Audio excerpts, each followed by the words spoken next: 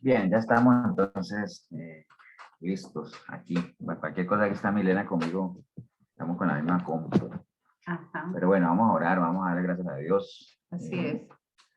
por la oportunidad que tenemos, ¿no? Entonces, voy a pedirle a, bueno, Fernando, tú que estás ahí en Limón, regálanos una oración directamente desde Limón.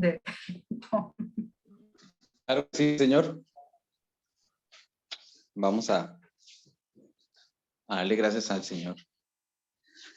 Ay, gracias, Padre Celestial, por darnos la oportunidad esta noche, Señor, de estar aquí juntos como hermanos, Señor, dispuestos, Señor, a abrir nuestro corazón, nuestra mente, Señor, para poder aprender de cada Señor. Es la que nos da el alimento para la eternidad, ese alimento de vida. Te damos gracias, Señor. Te pedimos también por todos los hermanos que están aquí conectados, Señor, y todas sus familias, y también para los que se van a conectar y los que hoy no van a poder tampoco, Señor, para que podamos tener esa información que es la más importante del ser humano, Señor, que es la de tu palabra, Señor. Gracias por esta noche, Señor, y darle esa sabiduría, Señor, a nuestro maestro, el pastor Ever, Señor, para que pueda enseñarnos de la forma más sabia, Señor, que tú quieres poner en su boca, Señor, para formarnos, Señor, a través de tus pensamientos, tus deseos. Gracias, Padre Santo. Te amamos, Señor Jesús. Amén, amén y amén. Amén. Amén. Amén, gracias, Fernando. Bueno, les mostré ahorita que todavía estoy clasificando los principios de la iglesia. Hace 8 días vimos ese principio. ¿Se acuerdan cuál principio vimos hace 8 días? ¿Se acuerdan? Me convence. O no me digan el principio y no el tema, por lo menos. ¿Nadie? El de la obediencia era.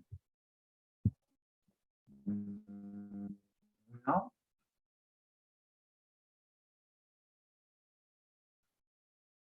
¿No se acuerdan? Que vimos un principio hace 8 días le dice que, les digo, se los digo, ¿no? Las falsas expectativas producen decepción. Las falsas expectativas. Así es. No, las falsas expectativas generan decepción, ¿de acuerdo? Entonces estuvimos hablando de las expectativas y todo ese asunto y la importancia de que las expectativas sean aterrizadas, que uno no tenga expectativas fantasiosas porque precisamente al no cumplirse le generan a uno decepción. Entonces estuvimos hablando y profundizando sobre los principios, que es una de las tareas que, bueno, me puse de ejemplo. Hoy vamos a ver otros principios para seguir viendo ejemplos. Ya, la próxima, pues algunos de ustedes se puedan tirar al agua, ¿no? Se puedan lanzar ya con algunos principios y hacer el ejercicio que hemos venido haciendo. Voy a compartirles mi pantalla. Ok, ¿ahí lo ven? Sí, señor. Sí, señor. Bueno, hoy vamos a estar viendo este es otro principio de la iglesia, ¿no? Que dice que no hay victorias sin batallas. O sea, si no hay batallas, no hay victorias, ¿no? Ese es un principio de la iglesia, pero no es el único. Si ustedes vieron ahora que les mostré, cuando uno define un tema, hay varios principios que tienen que ver con ese tema, ¿no? Entonces, no es el único principio que tenemos, digámoslo, ligado a todo esto del tema de las batallas como tal. Pero bueno, antes de que nos metamos al tema, les recuerdo cuál era la idea del ejercicio que hice hace 8 días, que lo vamos a hacer ahorita y que la idea es que ustedes también lo hagan en su momento, ¿no? Y es, por ejemplo, identificar cuál es el tema, cuando uno habla del principio, pues obviamente, si yo les digo a ustedes, no hay victorias sin batallas, pues ya ustedes saben de qué vamos a estar hablando, ¿no? O sea, el tema cuál es, las batallas. Entonces, que uno vaya y busque en la Biblia batallas, por ejemplo, usted busca la palabra batallas en la concordancia o por ejemplo en la Biblia online, que uno mete una palabra y te dice cuántos versículos lo tiene, bueno, más de 120 versículos que hablan sobre las batallas, si es que uno se queda solo ahí en batallas, ¿no? Porque si lo complementa con guerras, pues más todavía, ¿no? Ejército, más todavía. Bueno, todo el lenguaje que tiene que ver con ligado, ¿no? Entonces ya uno sabe cuál es el tema, ya uno busca versículos que lo sustenten el principio, qué principio podría hablar de eso, qué ejemplos hay en la Biblia sobre el principio o el tema que estamos hablando, tanto en el plano natural como en el plano espiritual, cómo lo podemos abordar. Y siempre la idea, obviamente, es que uno pueda profundizar sobre el tema y aplicarlo de una manera, pues, digamos, en la vida cotidiana, en el día a día, ¿no? Una manera útil, práctica, transparente, sin complicaciones, ¿no? Ese debería ser más o menos como el ejercicio que deberíamos hacer, ¿no? Ok. Les decía que no es el único principio de la iglesia que está ligado con las batallas, hay varios. Por ejemplo, este es otro principio que nosotros tenemos que dice que la batalla de tu eternidad la gana o la pierdes en tu mente. ¿Y cuándo? Aquí en lo temporal. Ese es otro principio, ¿no? Que ustedes nos escuchan a nosotros hablar mucho que el campo de batalla, ¿cuál es? La mente, ahí uno la gana o ahí uno la pierde esa batalla que uno está peleando, ¿no? ¿Y dónde, digamos, la gana o la pierde uno? Aquí en lo temporal, ¿no? O sea, si aquí la ganamos, y como lo vamos a ver más adelante que decía Pablo, yo ya me voy a ir, o sea, yo ya peleé mi batalla y la gané, o sea, esa es la meta, ¿no? Pero bueno, ese es un principio que hay otro que dice que la victoria está únicamente después de ganar la batalla, es otro principio, bueno, el que ya vimos ahorita, no hay victorias sin batallas, nunca vivas de las victorias de otros, ten tus propias batallas y tendrás tus propias victorias, ¿no? Entonces, son algunos de los principios ligados con el mismo tema, de las batallas. Entonces, vamos a estar hablando hoy de eso, ¿no? De pelear la batalla.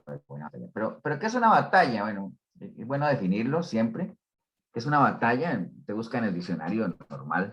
¿Qué es una batalla? Una batalla se podría definir como un combate, ¿no? Entre dos o más contendientes, en donde cada uno de ellos tratará de derrotar a los demás, ¿no? O sea, eso es lo que caracteriza una batalla, ¿no? Un confrontamiento entre por lo menos dos. Pues, ¿han oído ustedes un dicho que dice que para pelear se necesitan dos, ¿no? Que no puede haber un combate de una sola persona, ¿no?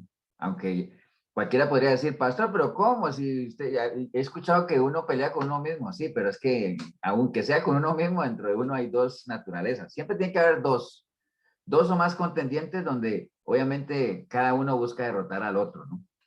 Una batalla es un enfrentamiento, es una lucha o un conflicto entre personas para imponerse al oponente. Eso es la definición según el diccionario normal de lo que es una batalla. En una batalla nosotros podemos distinguir siempre dos bandos, dos grupos, dos ejércitos, dos equipos, pero siempre dos o tres, ¿no? Pero digamos que mínimo dos, ¿no? En una batalla hay vencedores, hay vencidos, en una batalla hay muertos, en una batalla hay desertores, ¿no? ¿Cómo le llamaríamos nosotros a los desertores? Ustedes saben que es un desertor, ¿no? ¿Todos saben que es un desertor? Alguien que abandona la lucha. Alguien que abandona la lucha. Entonces, ¿cómo le llamaríamos a los desertores en el plano espiritual? Apóstatas. Apóstatas. Un apóstata es un desertor, alguien que está con la mano puesta en el arado, en pie de lucha, que tiene definido su bando y que de un momento a otro decide huir y cambiar de bando, ¿no? O sea, pasarse al lado que le conviene o que, digamos, del que se desvía es porque va tras sus propios deseos, ¿no? Entonces, esto no lo antes en la batalla, ¿no? Entonces, ¿qué podríamos hablar nosotros de las batallas? Bueno, todos los días nosotros lidiamos diferentes tipos de batallas, ¿no? Tanto en lo natural como en lo espiritual, todos los días. ¿Hasta cuándo? Hasta cuando estemos ya en la presencia del Señor.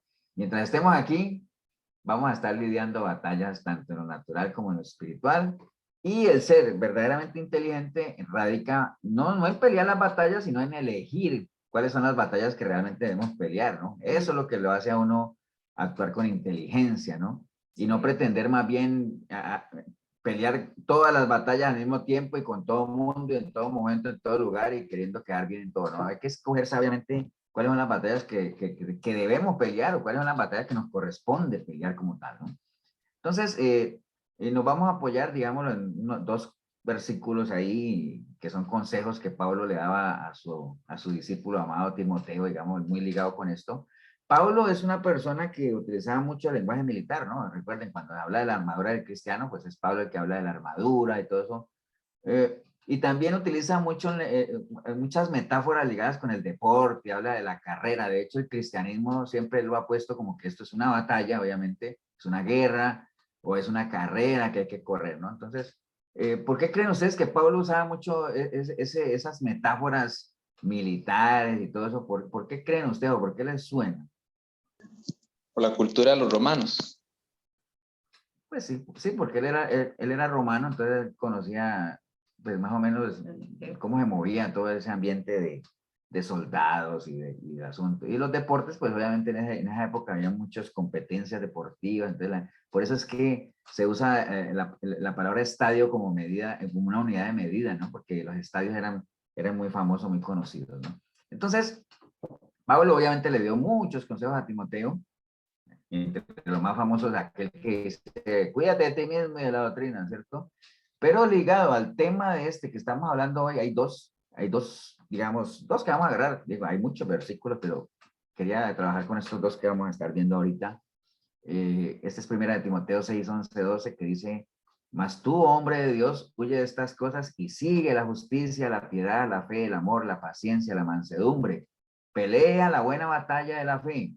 Echa mano de la vida eterna, a la cual asimismo fuiste llamado, habiendo hecho la buena profesión delante de muchos testigos. Entonces, eso es un consejo que Pablo le da obviamente a Timoteo, que era una persona muy allegada a él, ¿no?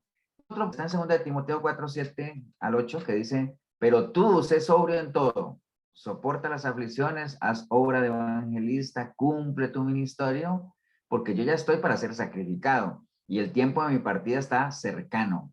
He peleado la buena batalla, he acabado la carrera, he guardado la fe, por lo demás me está guardada la corona de justicia, la cual me dará el Señor, juez justo, en aquel día, y no solo a mí, sino también a todos los que aman su venida. Entonces, aquí hay un ejemplo, nada más dos pasajes que tienen varias cosas en común, ¿no?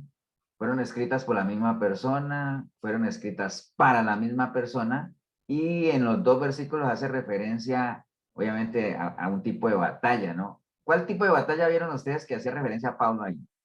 La batalla de la fe. La batalla de la fe. ¿Y él cómo le llama a esa batalla? Espiritual. Sí, es espiritual, pero por ejemplo, miren que aquí está La buena batalla. la buena batalla, le llama la buena batalla. Le dice, pelea la buena batalla, ¿no? Entonces, sí, es la batalla de la fe, pero le dice, pelea la buena batalla, ¿no? Entonces, ahorita vamos a hacer la alusión y de una vez me adelanto. O sea, si él dice que pelee la buena batalla, eso, si él dice que hay que pelear la buena batalla, ¿qué quiere decir eso? Que se deben escoger las batallas a cuáles pelear. Sí, pero por ejemplo, cuando si yo le digo a uno, Que hay batallas que no son tan buenas o malas. o sea, que hay batallas que no son buenas. Si él dice pelea la buena batalla, es porque hay batallas que no son buenas. Es como cuando uno le dicen camine por la senda antigua. Entonces hay sendas que no son antiguas. Y dentro de las sendas antiguas, mira las que son buenas. Entonces, ¿qué quiere decir? Que en las sendas antiguas hay algunas que no son buenas tampoco, ¿no? Entonces, sí, él le llama la buena batalla. Entonces, más adelante vamos a ver que no todas las batallas son buenas, ¿no? Pero bueno, en torno a este tema de las batallas, ustedes saben que en lenguaje militar y todo eso, pues hay dos formas naturales. Vamos a estar hablando de las batallas, ¿no? Ahorita en lo natural, algunas cosas en lo natural, vamos a hacer sus paralelos espirituales, ¿no? Entonces, hay dos formas naturales de defenderse en lo de las batallas, ¿no? Uno es atacar. Ustedes han oído ese dicho que dice que la mejor defensa es el ataque, ¿no? Siempre le dicen a uno, la mejor defensa es el ataque. Pero eso puede ser bueno, pero también puede ser un error tremendo, ¿no? Porque uno no puede atacar por atacar, ¿no? El ataque es una buena defensa si es que uno ya ha analizado al oponente, ¿no? Y uno sabe que es el momento de atacarlo. Ustedes han visto cuando hay unas guerras que dice, a tal hora atacamos porque ese es el momento en que tenemos que atacar. O a veces hay una batalla en la que los dos ejércitos se están diezmando, entonces dice el que está ganando, dice, bueno, ahora sí lancen la artillería o van a ir porque este es el momento ya de atacar para rematar, digámoslo así, ¿no? Entonces el ataque es una buena defensa si es que uno ha evaluado al oponente, ¿no? Y uno sabe que realmente uno lo puede superar, ¿no? Pero si el oponente o uno no lo ha analizado, atacar por atacar como que no es del todo una buena decisión. Hay que analizar, siempre hay que hacer las cosas y analizando todo, ¿no? Esa es una forma natural de defenderse, atacar. La otra forma es huir, que puede sonar raro, y sobre todo en la cultura en la que nosotros nos movemos cuando le dicen que huir es de cobardes, ¿no? Porque le dicen, no huyas, cobarde. Pero no, huir es una estrategia de defensa, ¿no? Hay situaciones en nuestra vida que es mejor huir, ¿no? ¿Se acuerdan? Y mire que nosotros lo leímos acá, ¿no? Cuando Pablo le dice a Timoteo, mas tú, hombre de Dios, huye de estas cosas, ¿no? Huye, es un consejo, obviamente, de Pablo. José huyó. Sí, José también huyó, es sabio del peligro y se aparta, huye. Entonces, hay situaciones en nuestra vida que es mejor huir, ¿no? Que es mejor huir.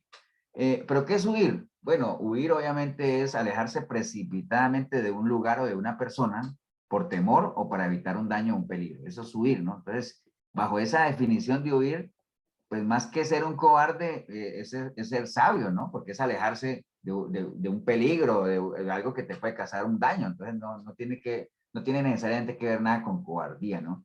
El huir se puede asociar a la cobardía en la medida en que uno decida, digamos, como esquivar algunas responsabilidades o digamos, como esquivar el combatir cuando realmente uno tiene todo para ganar, ¿no? O sea, uno puede superar al oponente y más bien uno decide eh, escapar, ¿no? Huir. En ese caso puede ser ahí puede estar ligado a la cobardía, pero en términos generales, huir, pues, aunque suene raro en nuestra cultura, pero huir es una estrategia de defensa, ¿no? No siempre cuando se huye es por miedo, sino que básicamente es algo estratégico, ¿no? Ustedes han visto cuando en las guerras los ejércitos sí se toquen la retirada, retirémonos para ver cómo nos rearmamos, organicémonos, porque si seguimos así estamos rumbo a una debacle o una derrota fatal, ¿no? Entonces retirémonos, reorganicémonos y definamos nuestra estrategia nuevamente porque como vamos mal, ¿no? Entonces, retirarse a tiempo es de sabios, la sabiduría de retirarse a tiempo, ¿no? O sea, si uno sabe retirarse a tiempo de algo, eso puede ser la clave de convertir una derrota catastrófica, poder convertirla en una buena victoria si es que uno sabe retirarse a tiempo y para eso pues hay que ser valiente, ¿no? Porque a mucha gente no le gusta huir, pero el huir es sabio y también requiere de valentía, ¿no? Y también puede ser, ahí lo hablas en el plano casi de ejército, ¿no? Pero, o sea, personalmente uno, conociéndose y para no hacerle daño más a la persona, uno debería retirarse, huir, porque Sí, sí, pues es lo que decíamos ahora, de que generalmente, bueno, y ahorita vamos a ver ese tipo de batallas, que para pelear se necesitan dos, que es lo que generalmente, entonces si no es una buena batalla, pues, o sea, a veces uno, creo que lo mejor es como apartarse, alejarse, porque precisamente es lo que hace. Bien, entonces, Pastor, sí, sí. también en las guerras está de que uno puede perder una o varias batallas, pero si al final gana la guerra, ¿cierto? Sí, a veces las guerras, digamos, las guerras como tales se componen de batallas, ¿no? Entonces, y precisamente cuando uno pelea las batallas y las va ganando, uno acumula victorias, ¿no? Y al final, pues, no es que diga, bueno, al final de mi camino voy a ver cuántas perdí, cuántas gané, ¿no? Pero uno tiene que tratar de ganarlas todas, porque para eso pelea, ¿no? Digo que nadie pelea para perder.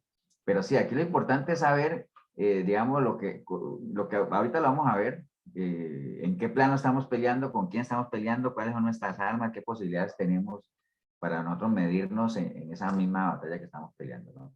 Entonces, ahorita leímos el versículo en 1 Timoteo 6:11 que Pablo le decía a Timoteo que huyera, ¿no? Le dice en el versículo 11, mas tú, hombre de Dios, huye de estas cosas, ¿cierto? Pero más adelantito en el versículo 12 le dice que pelee la buena batalla, ¿no? Entonces, es como muy raro o puede sonar contradictorio que le digan a uno, huye, pero pelea. Entonces me dice, bueno, pero al fin, ¿qué? ¿Huyo o peleo?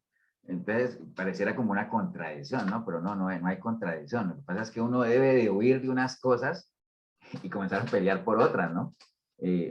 Ahí lo importante es uno saber cuáles son las cosas que delante de Dios uno debería realmente huir y cuáles son las otras en las que uno debería más bien pelear por ellas y tratar de alcanzarlas. Por eso es que él está diciendo a él, huye de esas cosas y más bien pelea la batalla de la fe y ve en pos de esto, que es lo que él le dice ahorita, que ahorita lo vamos a estar viendo, ¿no? Entonces, hay que saber eso, hay que hacer ese balance y para todo eso tiene que funcionar, no solamente para pelear una buena batalla, uno analizar al oponente, saber qué tengo yo, qué tiene el enemigo, cómo lo puedo vencer, cuáles serían las mejores armas que debería utilizar. Todas esas cosas hacen precisamente lo que se conoce como una estratega, ¿no? En las guerras, en los ejércitos hay gente que es estratega, ¿no? ¿Qué es lo que hacen los estrategas? Bueno, Estrategias. sí, Estrategias, o sea, los estrategas que lo que hacen, definir estrategias, ¿no? Y las estrategias pues son planes bien maquinados que precisamente lo que buscan es, en la medida de lo posible, garantizar el éxito sufriendo el menor daño posible, ¿no? Eso digamos, es una estrategia, ¿no? Y ustedes saben que hay estrategias de todo, hay estrategias en ventas, hay estrategias en gastos, hay estrategias de inversión, hay estrategias de todo, ¿no? Y en las guerras también existen las estrategias, ¿no? Y miren, por ejemplo, lo que dice Lucas 14:28, que es algo que uno tiene que aplicarlo en cualquier cosa de la vida, ¿no? Porque ¿quién de vosotros, queriendo edificar una torre, no se sienta primero y calcula los gastos a ver si tiene todo lo que necesita? ¿Para qué? Para acabarla, ¿no? Eso lo tiene que hacer uno en una guerra, al analizar al oponente, a ver qué es lo mejor. Peleo, contraataco, huyo, toco la retirada, me reorganizo, me rindo, que aunque en esta guerra que estamos peleando, obviamente el rendirse no es una opción, ¿no? Pero bueno, ¿cómo empieza el versículo que leímos allá? Dice, mas tú, oh hombre de Dios, o sea, le dice, mas tú, oh hombre de Dios, o sea, que el consejo que Pablo le está dando a Timoteo y que lo estamos agarrando nosotros para la iglesia, para nosotros, obviamente son consejos, los consejos de la palabra, pues, ¿para quiénes son? Pues, obviamente para la gente que cree en la palabra, para los hijos de Dios, ¿no? Mas tú, hombre de Dios, usted le da un consejo de la palabra o una estrategia bíblica a alguien que no es de Dios, pues no te la va a creer, ¿no? Más bien lo tildan a uno de religioso. A veces, no sé si a ustedes les ha pasado que uno da un consejo amparado en la palabra para que alguien afronte algún problema y entonces ya por el solo hecho de venir de la Biblia, de Dios, ya la gente lo descalifica y lo tildan a uno de religioso, ¿no? No le metan religión a la cosa, no seas tan espiritual, ¿no? Pero la gente a veces no valora o no dimensiona, digamos, todo lo que encierra el estar estable, digamos, en la parte espiritual, sabiendo que lo espiritual sostiene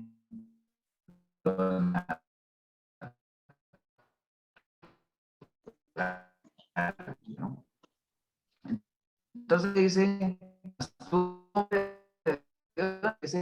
huye de estas cosas.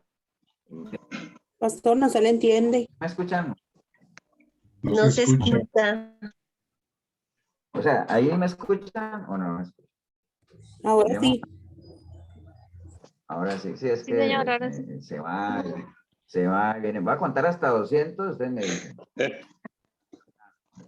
Bueno, ahí cualquier cosa, si ustedes ven que se cortan, ahora el micrófono y me dicen, pastor, se le cortó algo, bueno, aunque para acá pega el grito, pero bueno.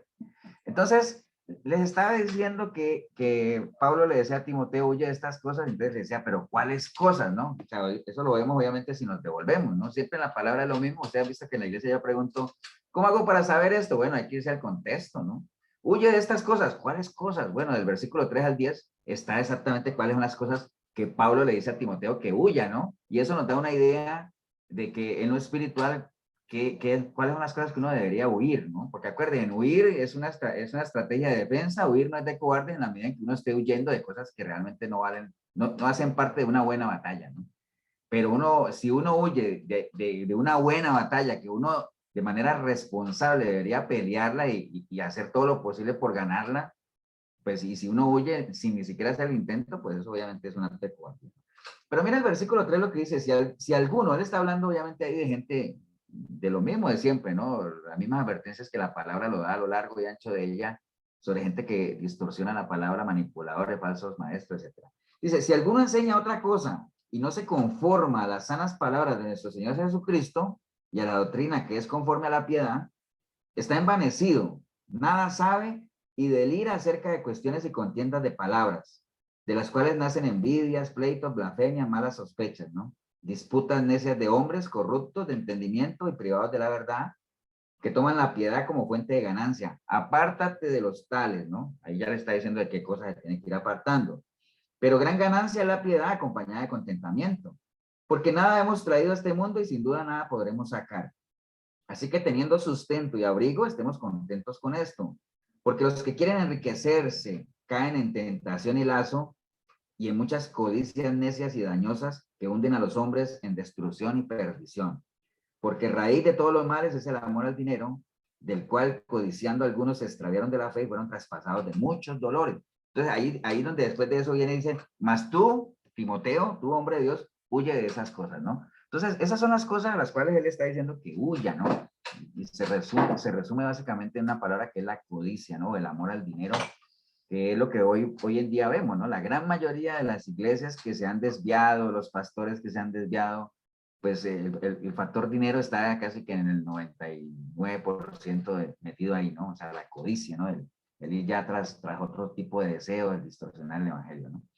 Entonces, claro, él le dice, huye de esas cosas, pero más adelante le dice, pero pelea la batalla. ¿Por qué? Porque uno no puede tampoco estar todo el tiempo huyendo, ¿no? Huir es una buena estrategia, pero huir para rearmarse, para reorganizarse, pero hay cosas en la vida en las que uno no puede huirle toda la vida, ¿no?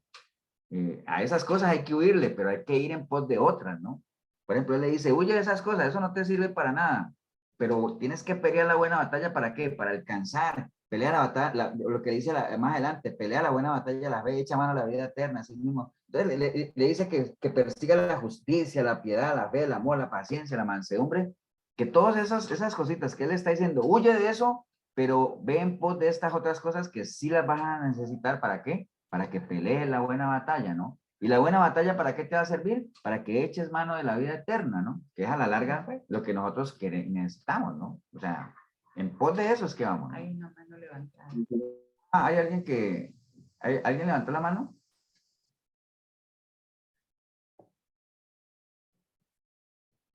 ¿Alguien iba a hacer una pregunta? Hola. No sé, dice que Ana tiene la mano levantada, pero no sé. Ana. Ana, pero no es Ana, miren, Ana, me asusté porque la tengo aquí al lado. Bueno, acuérdense, si alguien quiere hacer una pregunta, no levanten manitos porque yo no veo, sino que simplemente abran el micrófono y digan, pastor, acuérdense, esto no es una, digamos, estamos entre amigos, estamos en un grupo aquí, estamos entre familia, ¿no? Pero bueno, si alguien quiere hacer participar o preguntar o algo, entonces nada más abra el micrófono y lo dice, ¿no? Entonces, esos son ingredientes que necesitaría Timoteo para pelear esa buena batalla. ¿Cuáles? Que siguiera la justicia, la piedad, la fe, el amor, la paciencia, la mansedumbre. Son cosas, si ustedes lo ven, son cosas que uno necesitaría para esta batalla que nosotros lidiamos día a día. Tener personas inclinadas hacia las cosas de Dios, tener fe, o sea, no perder la fe, hacer las cosas con amor, tener paciencia. Bueno, todas esas cositas son ingredientes que necesitamos para echar mano de la vida eterna, que a la larga, ¿qué es la vida eterna? Conocer al único y sabio Dios, a Cristo a quien Él nos ha enviado, ¿no? Entonces, bueno, les decía obviamente que en la vida siempre hay y habrán batallas que pelear, ¿no? Hasta que nos muramos. De la sal. Sí. Sí, le faltará sal. Los centros salados, ¿no? Sí, ¿verdad? No escuché.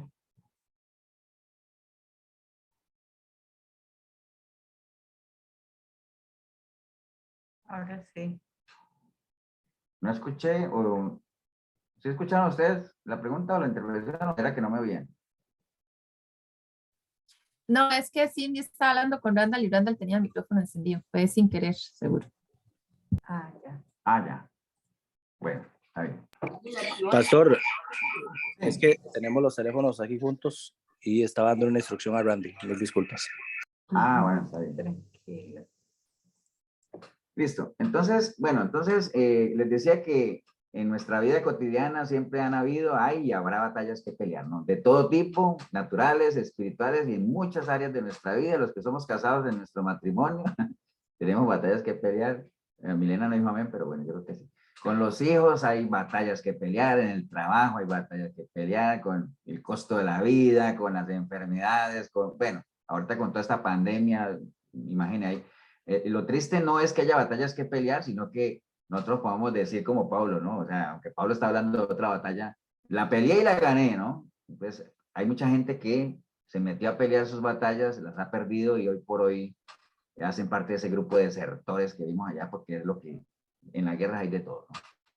Entonces, la mayoría de esas batallas, son batallas externas, ¿no? Con el entorno en el que nosotros nos movemos, básicamente, y que nosotros no podemos controlar, ¿no? O sea, hay cosas que nos rodean, que tenemos que lidiar con ellas, y no podemos ser selectivos en la mayor, aunque obviamente la recomendación es ser selectivo con quien uno camina, pero hay situaciones en las cuales no podemos controlarlo, ¿no? Nosotros no podemos escoger los compañeros de trabajo, no podemos escoger los vecinos, Es más, ni la familia la escoge uno tampoco, ¿no? O sea, ¿me entiendes? Entonces, hay que lidiar con esas cosas que hacen parte de nuestras batallas externas, ¿no?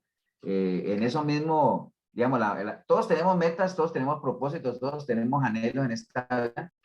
¿Y quiénes lo van a lograr? Pues todos los que estén dispuestos a pelear por lo que quieren, ¿no? O sea, uno no puede lograr alcanzar una meta o como hablamos al principio, tener una victoria sin estar dispuesto a pelear por obtenerla, ¿no? Entonces hay que estar dispuesto a pelear, por eso en Mateo 11:12 dice que desde los días de Juan el Bautista hasta ahora, imagínense, desde los días de Juan el Bautista hasta ahora el reino de los cielos sufre violencia y los violentos son los que lo arrebatan, ¿no? Eso de los violentos, en algunas otras versiones lo ponen como lo valiente, ¿no? O sea, se requiere valentía, decisión, porque el reino de los cielos está ahí y precisamente el Señor vino a eso, a darnos vida, pero para eso hay que pelearla, las bendiciones de Dios hay que pelearlas, ¿no? O sea, no, nada regalado. El Señor nos protege, a veces ahí me dice, sí, es que Dios me protege, pero el Señor nos protege, pero no nos sobreprotege, ¿no? Una cosa es que nos protege, otra cosa es que nos sobreproteja. Por eso es que Él no quita de nuestro camino las batallas, ¿no? Precisamente porque es parte de lo que nos permite saber de qué estamos hechos, ¿no? Salmo 144 dice, bendito sea Jehová mi roca, quien adiestra mis manos para la batalla y mis dedos para la guerra, ¿no? Entonces, el Señor, obviamente, nos protege, nos cuida, Dios cuida de mí, cantamos a veces ahí, pero no nos sobreprotege en la medida que, uy, que no, mi chiquito, que no pelee con nadie, no, aquí hay que pelearla, ¿no? Hay que pelearla y precisamente Él es el quien nos adiestra y hace nuestras manos para la batalla, ¿no? O sea, nos da la capacidad de no solamente querer pelearla, sino de poder hacerlo, ¿no? Bueno, entonces, aquí lo importante, como hablábamos ahora, es que así como uno decide en medio de una batalla, si yo huyo o ataco, es una decisión que yo tomo de acuerdo a la información que tenga, pues también yo tengo que decidir cuáles batallas son las que voy a pelear, ¿no? Porque muchas veces podemos, ahora que hablábamos de la buena batalla, muchas veces podemos estar peleando batallas que Dios no quiere que peleemos, ¿no? O estar peleando con personas con las cuales no deberíamos estar peleando, como le pasó a Saúl, que se puso a perseguir a David, y David no era su enemigo, o sea, David no era el enemigo de Saúl, ¿no?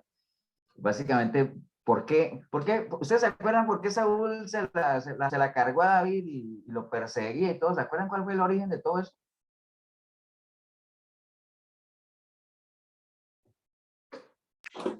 Cuando David mató a Goliat. Cuando David mató a Goliat, pero ¿cuál fue el sentimiento que llevó a Saúl a perseguir a David y todo eso? La envidia. La envidia. La envidia. Los celos. La envidia, sí, los celos. ¿Se acuerdan que decían que Saúl mató a yo no sé cuánto, pero que David mató a Saúl mató. y todo eso? Entonces, uy, no, qué chicha, ¿no? Le digo. Y eso de la batalla de carácter. Entonces, sí, entonces es parte de eso, ¿no? Entonces, bueno, reflexionemos un poco sobre la buena batalla, ¿no? O sea, así como Pablo llamaba a Timoteo a pelear la buena batalla, a nosotros, cada uno de nosotros está llamado a pelear esa buena batalla. Ya nosotros sabemos cuál es la buena batalla, ¿no? Que es la batalla de la fe, ¿no?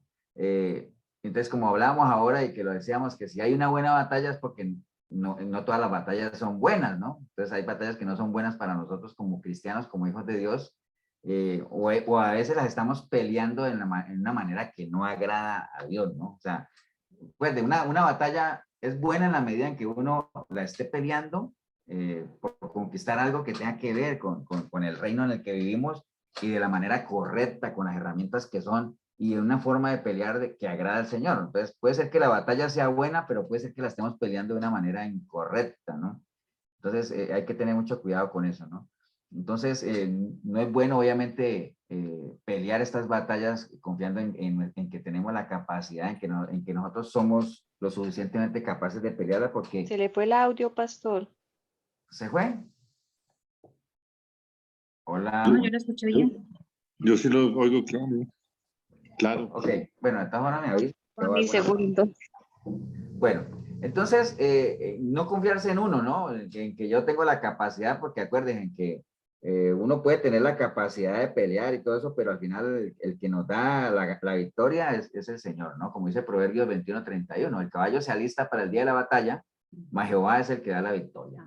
Entonces eso lo tenemos que tener bien claro, o sea, no ser sabios en nuestra propia opinión, sí tener esa sensibilidad de poder analizar y escoger las batallas, pero saber que el que realmente va con nosotros peleándolas es el Señor, ¿no? O sea, no es por nuestros propios méritos, precisamente por eso el Señor escogió el pueblo de Israel como un pueblo vil, lo más bajito que había, precisamente para que nadie se enorgulleciera, ¿no? Y nadie se vanagloriara. Entonces, aparte de esas batallas en nuestra vida, bueno, obviamente la batalla espiritual, que es la que todos conocemos, es esa batalla interna de lo que es nuestra parte carnal y nuestra parte espiritual, que es una batalla que ocurre dentro de nosotros, que como les decía ahorita, la mayoría de las batallas las peleamos por fuera y la mayoría de la gente cree que el enemigo está afuera, ¿no? Sí tenemos un entorno anticristiano que nos ataca, nos incomoda y todo eso, pero no podemos olvidar que la verdadera batalla se libra dentro de nosotros mismos, ¿no? En la parte carnal, en la parte espiritual de cada uno de nosotros, ¿no? Que es la famosa guerra espiritual que todos conocemos, ¿no? Y como toda batalla, pues van a haber ataques, ¿no? Siempre hay ataques a nuestros pensamientos, a nuestros sentimientos, a nuestros principios, a nuestros fundamentos, a la manera en que cada uno es, al carácter, al temperamento, bueno, en todas esas áreas hay ataques que hacen parte obviamente de la guerra espiritual. Entonces, vamos a ver algunos consejos, siempre obviamente amparados en la palabra de cómo pelear ya esa buena batalla de la fe, porque ya estamos hablando de la batalla que es la que nosotros deberíamos pelear, que es la batalla de mantenernos en... Ahora, ustedes dirán, pastor, pero ¿y las otras batallas, las que son en la parte natural? Acuérdense, en la medida en que uno mantenga y uno triunfe en esta buena batalla, que es la de la fe, y se mantenga firme, haciendo la voluntad del Señor, caminando como es digno de un hijo de Él, haciendo todo eso, eso va a sostener lo demás, ¿no? O sea, lo demás se sostiene solo. Buscar primeramente el reino de Dios y su justicia, y lo demás llegará por añadidura. Asegurémonos de estar peleando la buena batalla de la fe y que la estemos ganando, y ustedes verán que lo demás se sostiene también, ¿no? O sea, eso no falla, ¿no? Entonces, ¿cómo pelear la buena batalla de la fe? Bueno, primero hay que confiar en que, como les decía, la victoria que Dios nos da por medio del Señor. 1 Corintios 15:57 dice, más gracias sean dadas a Dios, que nos da la victoria por medio de nuestro Señor Jesucristo, ¿no? Entonces, ustedes ya saben que el Señor Jesucristo venció, o sea, y venció a lo más grande, ¿no? Venció la tentación, el pecado, venció la muerte, venció la tumba, venció a Satanás.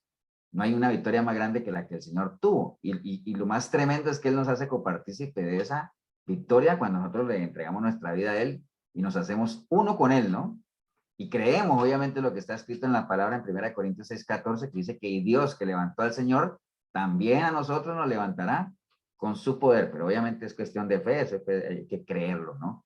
Entonces, lo primero, obviamente, para pelear la buena batalla de la fe es confiar, obviamente, creer en que Dios nos ha dado o nos hace partícipes de esa victoria por medio del sacrificio de nuestro Señor Jesucristo, ¿no? El cual ya venció. Por eso Él decía, yo he vencido al mundo, ustedes también, en la medida en que permanezcan en mí, ¿no?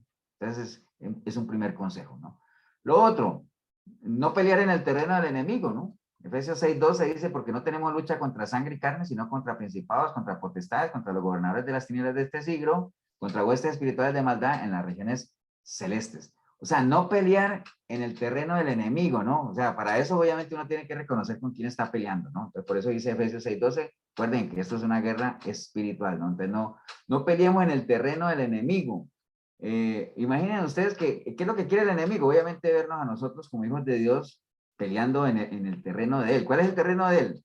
Pues enredados en pleitos, en chismes, en rencillas necias con nuestros amigos, con nuestros prójimos, para que nosotros perdamos la paz y todo. ¿Me entienden? O sea, ese es el terreno del enemigo. O sea, nosotros no podemos pelear nuestras batallas en ese terreno porque nosotros tenemos nuestro propio terreno y tenemos nuestras propias armas, ¿no?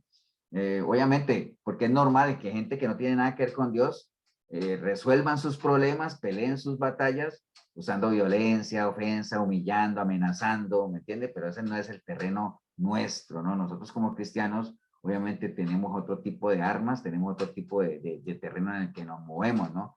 Tenemos la oración, tenemos el ayuno, tenemos, bueno, varias cosas que generalmente el Señor nos ha dado para que nosotros podamos, obviamente, fortalecernos, y tenemos, obviamente, lo que nos ha dado de la armadura del cristiano, que ya ustedes la conocen y todo eso. Es el terreno en el que nosotros tenemos que pelear, ¿no? Pastor, una pregunta. Sí. Disculpe. En eso que usted nos acaba de explicar, en no pelear en el terreno del enemigo, podríamos también verlo, no pelear en el terreno del viejo hombre, por ejemplo. Es decir, sí, no obviamente que ese es el enemigo más peligroso que tenemos, ¿no? Ese es el enemigo más peligroso que tenemos. Entonces, cuando uno comienza a lidiar ese tipo de batallas o ese tipo de cosas en este tipo de armas, de usar la amenaza, usar la humillación, la ofensa, el chisme, todas esas cosas, estamos ya en unos terrenos que no hacen parte de nuestra naturaleza cristiana, ¿no? O sea, y para eso quería poner esta reflexión, Fernando, ya que lo mencionas. Yo creo que ustedes la han leído en algún lado, pero me parece muy acertada. Imagina esta reflexión. Dice que el águila no pelea con la serpiente en la tierra, ¿no?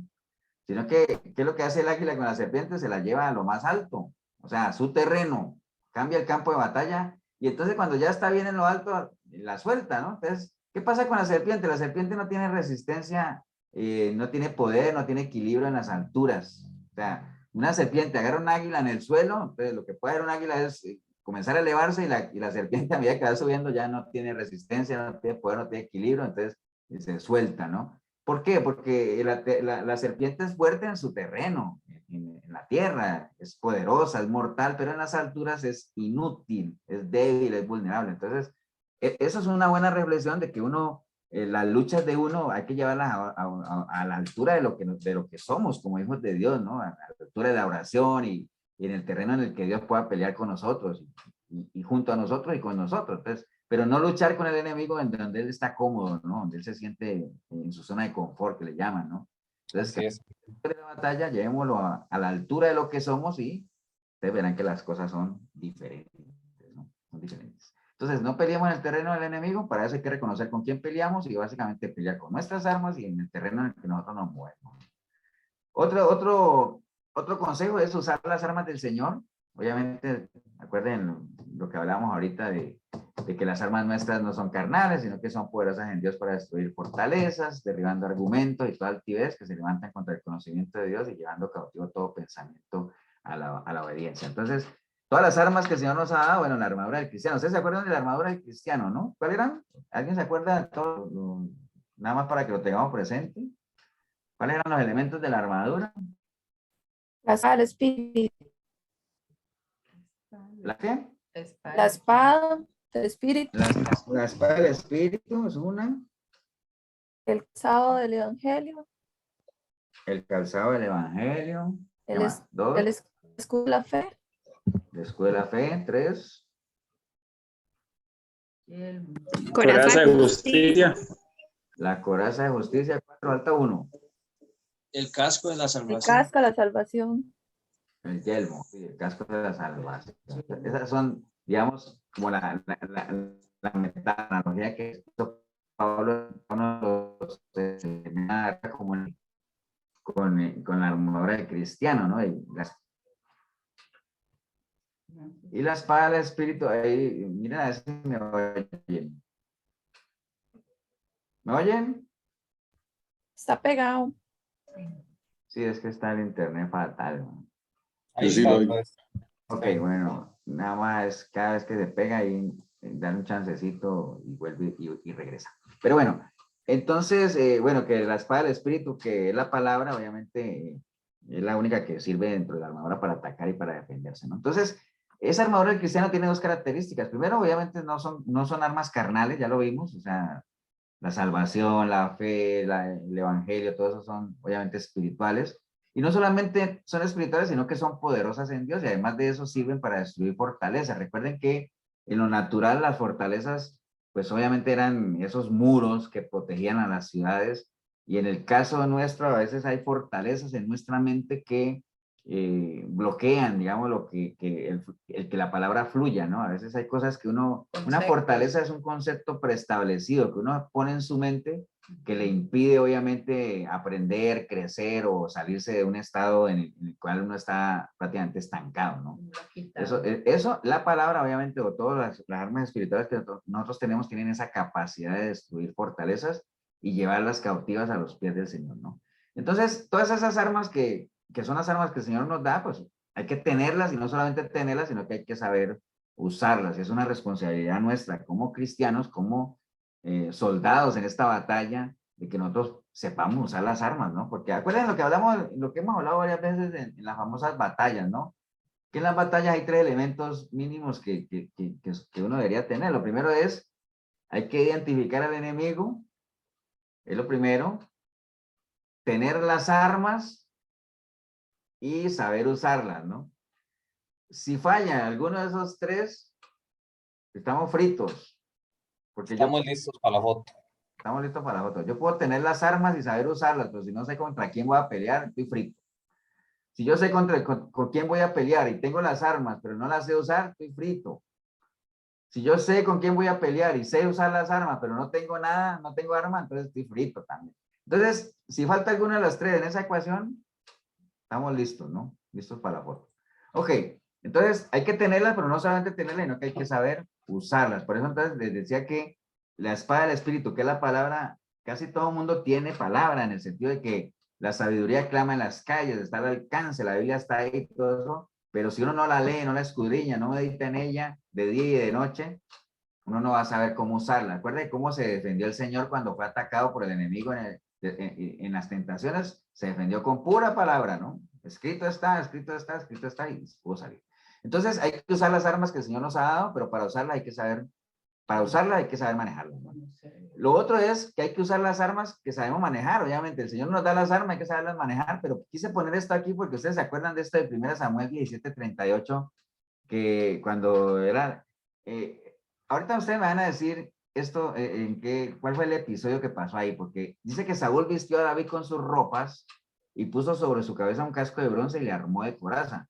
Y ciñó David su espada sobre sus vestidos y probó a andar, porque nunca había hecho la prueba. Y dijo David a Saúl, yo no puedo andar con esto porque nunca lo practiqué.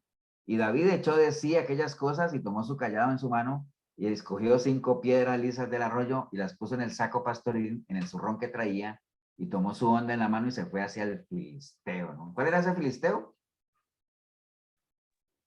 Goliat. Goliat. ¿Qué pasó ahí? Bueno, era todo el episodio de David y Goliat y que ustedes ya conocen la historia, que el pueblo estaba ya asustado y entonces David dijo, no, yo, no lo dijo así, pero como que David dijo, aquí estoy, envíame a mí, ¿no? Entonces, claro, Saúl dijo, bueno, lo más que puedo hacer es darte mi armadura, pues, pero imagínense, si la Biblia dice que Saúl era grandotote y hermosote y que yo no sé qué, y David era chiquitillo, entonces no me imagino yo con esa armadura, entonces, claro, dice, yo no puedo andar con esto, man. Más bien me van a dar, no, y entonces dice que él echó todas esas cosas, se puso lo que era lo suyo, lo que él sabía manejar, con lo que se sentía bien, con confianza, que era su onda, sus 5 piedras lisas del arroyo, o sea, no eran cualquier piedra, eran piedras lisas del arroyo, o sea, son cosas que él conocía y manejaba, ¿no? Entonces nosotros tenemos que usar lo que conocemos, ¿no? Lo que manejamos bien, en este caso, pues obviamente la principal arma que nosotros tenemos, que es la espada del espíritu, que nos sirve para atacar y defendernos, esa es la que tenemos que usar y no esperar a que otros nos den lo que tienen, ¿no? No estar recibiendo lo que a otros no usan o algo así, pues en este caso Saúl ni usaba esa armadura porque estaba escondido y más bien dijo, úsala tú a ver si de pronto la estrenamos, ¿no? Entonces hay que usarlo, pero lo que nosotros, aquello con lo cual nosotros convivimos, aquello con lo cual nosotros practicamos, ¿no? Básicamente es eso, es nuestra... Pastor, ahí podríamos hablar de que no podemos vivir de la santidad de otros o del testimonio de otros, sino nuestra propia relación. Sí, con aquí por ejemplo dice, no podemos vivir de la santidad o de la obediencia de otros, ¿no? Sí, es que sí,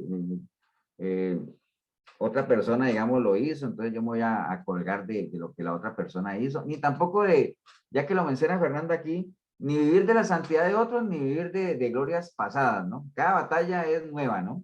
Entonces, así que porque yo gané una batalla hace 8 días, entonces ahorita se me presenta una batalla, entonces ya eso me va a servir para ganarla, no.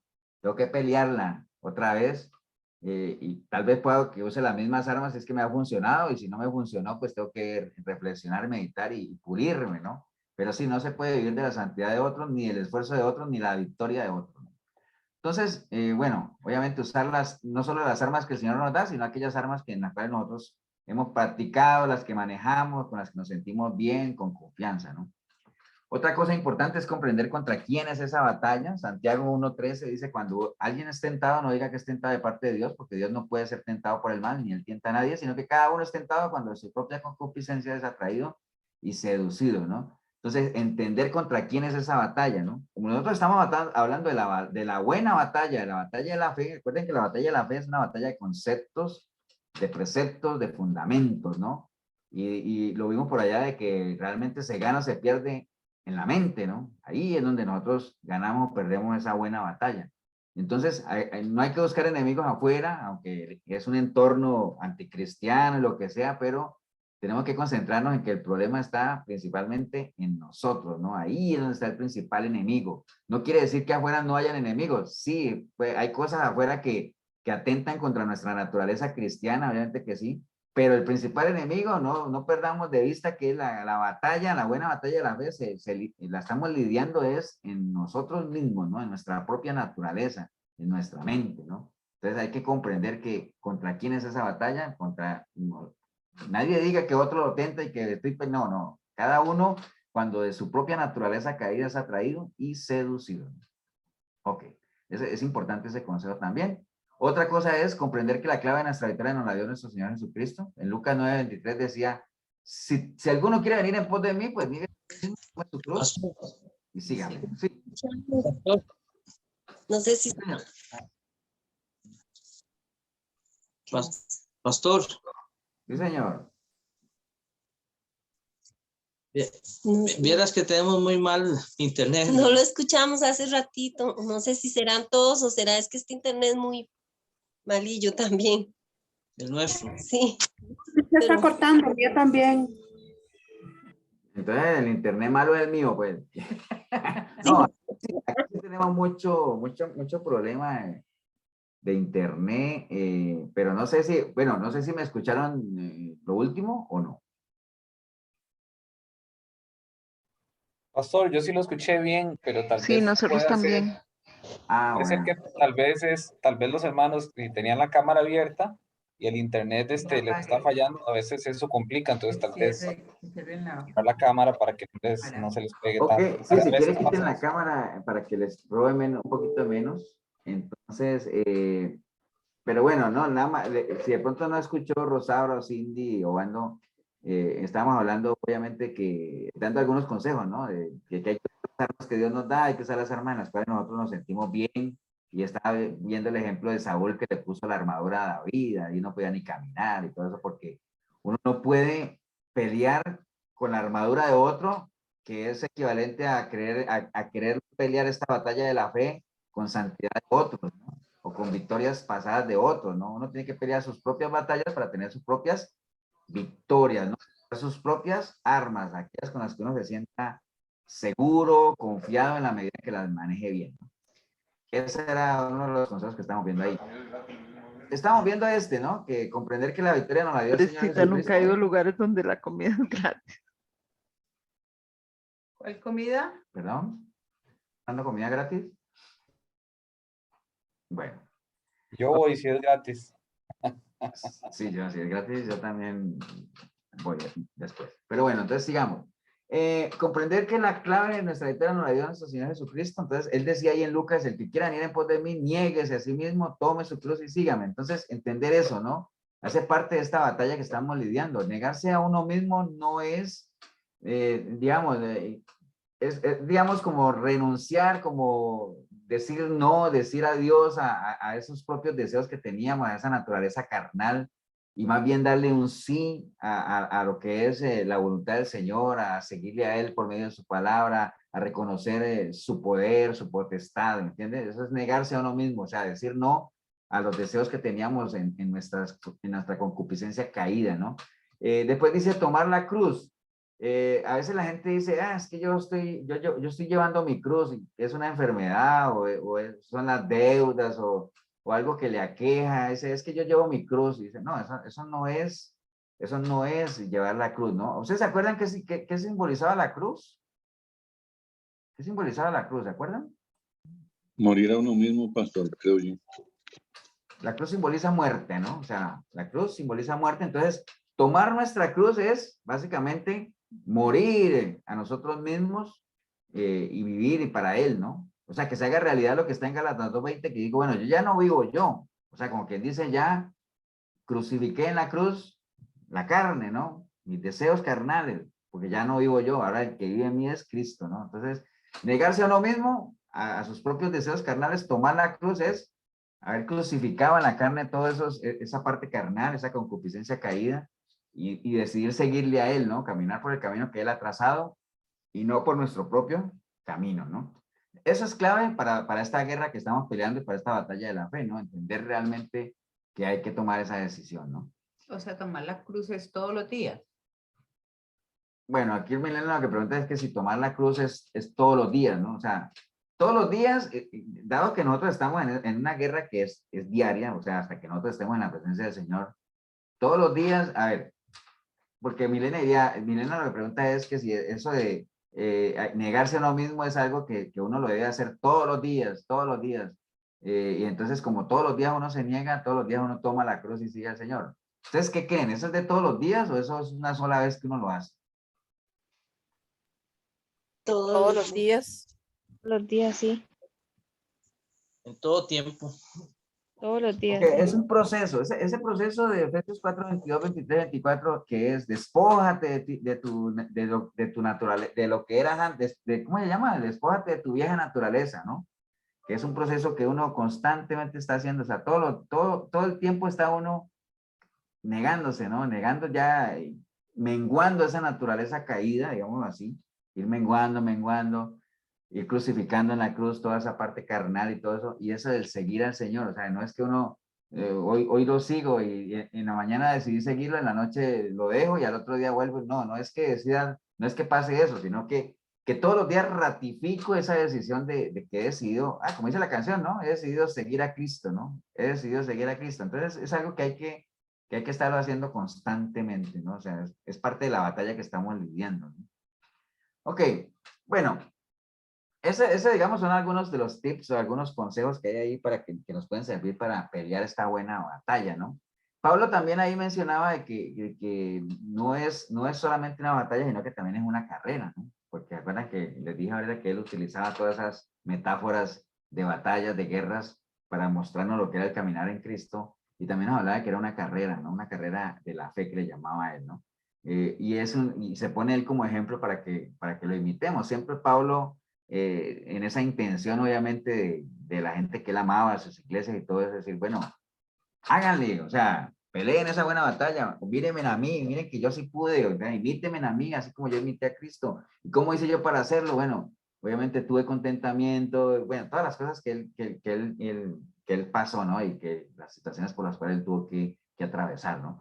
Entonces, cuando él habla de esta de la carrera de la fe, que es el ejemplo que él nos da, es una carrera que hay que saberla correr, ¿no? Y también es una batalla que hay que saberla luchar y que hay que hacerlo, ¿no? Cuando él instruía a Timoteo, por ejemplo, en 1 Timoteo 6, 11 al 12, ¿se acuerda cuando les dijo, mas tú, hombre de Dios, huye de estas cosas, todo lo que leímos ahorita, huye de estas cosas y sigue la justicia, la piedad, la fe, el amor, la paciencia, la mansedumbre, y después le dice que pelea la buena batalla de la fe, echa mano de la vida eterna, la cual así mismo fuiste llamado, habiendo hecho la buena profesión delante de muchos testigos. Entonces, ahí hay dos cosas que se hacen evidentes, ¿no? Primero que esto de la fe es una batalla, sin lugar a dudas, ¿no? O sea, eso lo tenemos yo creo que totalmente claro, ¿no? Y es por eso le llaman la batalla de la fe. Entonces, es una batalla que hay que pelearla. ¿Y para qué hay que pelearla? Bueno, porque más adelante le dicen, para que eches mano de la vida eterna, ¿no? O sea, nosotros somos personas llamadas a tener vida eterna porque fue lo que el Señor vino a darnos, ¿cierto que sí? Pero, o sea, no es suficiente, digamos, sí es suficiente, pero no podemos confiarnos en que porque el Señor vino a darnos vida eterna, ya la tenemos, ¿no? Por eso es que Él dice, echa mano, hay que echarle mano, ¿no? La palabra griega traducida como echar mano dice que es epilabo, o sea, y que significa atrapar, tomar, ¿no? Entonces, la vida eterna está ahí, pero hay que echar mano de ella, ¿no? O sea, hay que tomarla, hay que atraparla, hay que agarrarla, ¿no? Hay que pelear por ella y hay que esforzarse por obtenerla, ¿no? Aunque somos llamados a tenerla, pero tenemos que echar mano de ella, ¿no? Entonces, el hecho de que, por ejemplo, uno puede decir, pasa, pues yo ya nací de nuevo, entonces, bueno, ya nacimos de nuevo, la tenemos ahí, pero no significa que ya la hemos atrapado, ¿no? Porque en cualquier momento se puede ir de nuestras manos como el agua, así como el agua se va de las manos. Si nos descuidamos, por eso es que la palabra dice, ¿cómo voy a descuidar yo una salvación tan grande, no? O sea, ¿cómo la descuido? No puedo descuidarla. Entonces, por eso hay que cuidarse, hay que seguirla peleando, porque siempre va a haber situaciones que van a tratar de, como esta es una batalla de la fe, de sacarnos de ahí, de lo que creemos, ¿no? Lo que creo contra lo que el mundo anticristiano quiere que yo crea, ¿no? Esa es la famosa batalla de la fe. Ok, pero Pablo obviamente, como dice, no solamente le está dando instrucciones a Timoteo, ¿no? Sino que también él aplicaba lo que escribía a las iglesias y él mismo se ponía de ejemplo. Por ejemplo, miren en Filipenses 3, 8, 15, que él dice, no que lo haya alcanzado ya ni que sea perfecto, sino que prosigo para ver si logro asir aquello para lo cual fui también nacido por Cristo Jesús. Hermano, yo mismo no pretendo haberlo alcanzado ya, ¿no? Eso decía él, poniéndose de ejemplo, diciendo, mire, a pesar de que yo sea Pablo y todo el asunto y las cosas que he hecho, pero yo no pretendo haber alcanzado las cosas, yo más bien sigo, ¿no? Prosigo para seguir asido en Cristo Jesús, ¿no? Y no pretendo haber alcanzado. Y después dice, ciertamente, habiendo dejado atrás lo que hice o no hice, yo prosigo a la meta, ¿no? Que es el supremo llamamiento. Pero también, por ejemplo, en 1 Corintios 9:24, mire lo que él dice en 1 Corintios 9:24, dice, ¿no sabéis que los que corren en el estadio, todos a la verdad corren, pero uno solo se lleva el premio? Corred de tal manera que lo obtengáis, todo aquel que lucha, de todo se abstiene. Ellos a la verdad para recibir una corona corruptible, pero nosotros una incorruptible. Así que yo de esta manera corro, no como a la aventura, de esta manera peleo, no como quien golpea al aire, sino que golpeo mi cuerpo y lo pongo en servidumbre, no sea que habiendo sido yo heraldo para otros, yo mismo venga a ser eliminado. Entonces, imaginen lo que él dice ahí, ¿no? O sea, no está dando obviamente a entender de alguien que ya lo alcanzó, viéndolo, porque él mismo lo había dicho antes, yo no pretendo haberlo alcanzado nada. La imagen que él está proyectando en este último versículo que hablamos es de una persona que constantemente sigue corriendo, ¿no? De un atleta que corre y corre hasta que alcance la meta. Eso es como que uno se metiera en una carrera en la cual, porque las carreras naturales que uno se mete, uno sabe que a los 10 kilómetros, 15 kilómetros, 20 kilómetros, ahí está la meta, ¿no? Pero en esta, obviamente, la meta es, seguimos corriendo, la meta la tenemos al fondo y todo eso, pero sabemos, enfocados en la meta que es, digamos, el supremo llamamiento en Cristo Jesús, pero es una carrera que mientras estemos vivos no va a terminar, ¿no? Seguimos y seguimos corriendo. Entonces, la imagen que él da ahí es de un atleta corriendo hacia esa meta, ¿no? Pero que tiene que seguir y seguirse esforzando. O digamos que es la imagen de un guerrero que sigue peleando esta batalla, pero que la pelea de una manera, como hablamos ahora, estratégicamente, ¿no? Por eso es que él dice ahí, yo no peleo no como quien golpea al aire, ¿no? O sea, no, yo cuando doy un golpe, lo doy certero, ¿no? Hacia dónde estoy apuntando, o sea, yo sé hacia dónde estoy apuntando, no estoy golpeando como quien golpea al aire, ¿no? Sino que pone, obviamente, sabe dónde está puesto sus ojos y sabe dónde está el premio, ¿no? O sea, cuando él hablaba a Timoteo allá que le decía, porque yo estoy consciente del galardón y que no solamente es para mí, sino para todos aquellos que anhelan la venida del Señor, ¿no? Solo hasta el final de su vida, imagina que fue que Pablo ya le dijo a Timoteo en 2 de Timoteo 4:6, que él le decía eso, ¿no? Y otra vez hablándole y que lo leímos allá también. Porque yo ya estoy para ser sacrificado, es decir, ya estoy casi listo, ¿no? Ya mi tiempo ha llegado, o sea, yo ya hice lo que tenía que hacer. Si él quisiera tomar algunas palabras del Señor que dijo en la cruz, él tal vez podría decir ahí, para mí todo está consumado, digamos, por lo menos lo que me correspondía, ¿no? Ser el apóstol de los gentiles, llevar el evangelio, levantar obras, levantar iglesias, enderezar, guiar a algunos de la gente en el conocimiento de la verdad y presentarles a un Cristo crucificado. O sea, todas las cosas que en su momento, ¿se acuerdan cuando él le dijo al Señor, Señor, ¿qué quieres que haga? El Señor le dijo, tranquilo, que a medida que vayas caminando te voy diciendo qué es lo que tienes que hacer. Imagínate todo lo que él alcanzó a hacer, ¿no? Muchísimo. Pero él decía, yo ya estoy listo para ser sacrificado, ¿no? Y el tiempo de mi partida está cercano, o sea, estoy en las últimas. Y ahí es donde le dice que he peleado la buena batalla, he acabado la carrera, he guardado la fe, por lo demás, era lo que les decía ahorita, me está guardada la corona de justicia, ¿no? Pastor, ¿usted sabe cuántos años duró Pablo en el ministerio? No, yo no lo sé, estoy preguntando. Miras que yo ahora que lo mencionas, no lo tengo aquí, o sea, sí sé que Pablo, digamos, Pablo era en edad, digámoslo así, cuando más o menos era como de la, no muy, digamos, casi contemporáneo del Señor, más o menos, o sea, no era que era más viejísimo que él y todo eso, pero no tengo aquí el dato, no sé, alguno lo tiene o lo averigua. ¿Qué edad tenía, por ejemplo, Saulo de Tarso cuando todo se encuentra con el Señor? Por ahí está el dato, creo que por ahí se ha sacado en varios estudios que se han hecho de Pablo. ¿Y de qué edad murió, no? Ahí nos queda la tarea, Marquitos. O si alguien lo averigua antes de que nos vayamos. Bueno, a mí, Ajá. lo que dejé de escucharlo, pastor. Pero ya ahora ya lo volví a escuchar. Ah, bueno, entonces, pero sí escuchaste la tarea que te puse. Ay, no. Ah, no, está de Pablo, ¿no? De que Pablo obviamente, pues, bueno, todos los consejos que le da a Timoteo. Entonces, Pablo, Marquitos preguntaba que qué edad tenía Pablo, cuánto duró en el ministerio. Entonces, es algo que hay que averiguarlo, ¿no? Que yo tengo entendido que Pablo cuando arrancó, él era más o menos como contemporáneo del Señor, aunque él no caminó con él, ¿no? Él realmente no conoció a Jesús, digamos, antes de que fuera crucificado, ¿no? Lo conoció después, todo su encuentro con él, pero creo que eran más o menos contemporáneos, pero hay que averiguar ese dato. Ok, bueno, entonces, con todo esto que decía Pablo, obviamente nos queda claro que en esto de la batalla de la fe o de la buena batalla, la fe es algo que hay que guardar, como él lo dice ahí, he guardado la fe, ¿no? ¿Qué es guardar la fe, no? ¿Qué creen ustedes que es guardar la fe? Cuidarla. Protegerla para no perderla. Protegerla para no perderla, sí. Guardarnos la información en nuestra mente y ponerla en práctica. Sí, o también puede ser guardar la fe, mantenerme firme en lo que yo creo, ¿no? O sea, he guardado la fe, ¿no? O sea, me mantuve en mis principios, en mis fundamentos, en mis preceptos, en lo que yo digo que creo, me mantuve ahí, ¿no? Que es cuando uno dice que hay que guardar la palabra, ¿no? O sea, mantenerse en ella, firme en ella, en lo que uno cree de la palabra, pues por lo menos mantenerse firme en ella, ¿no? No salirse de ahí.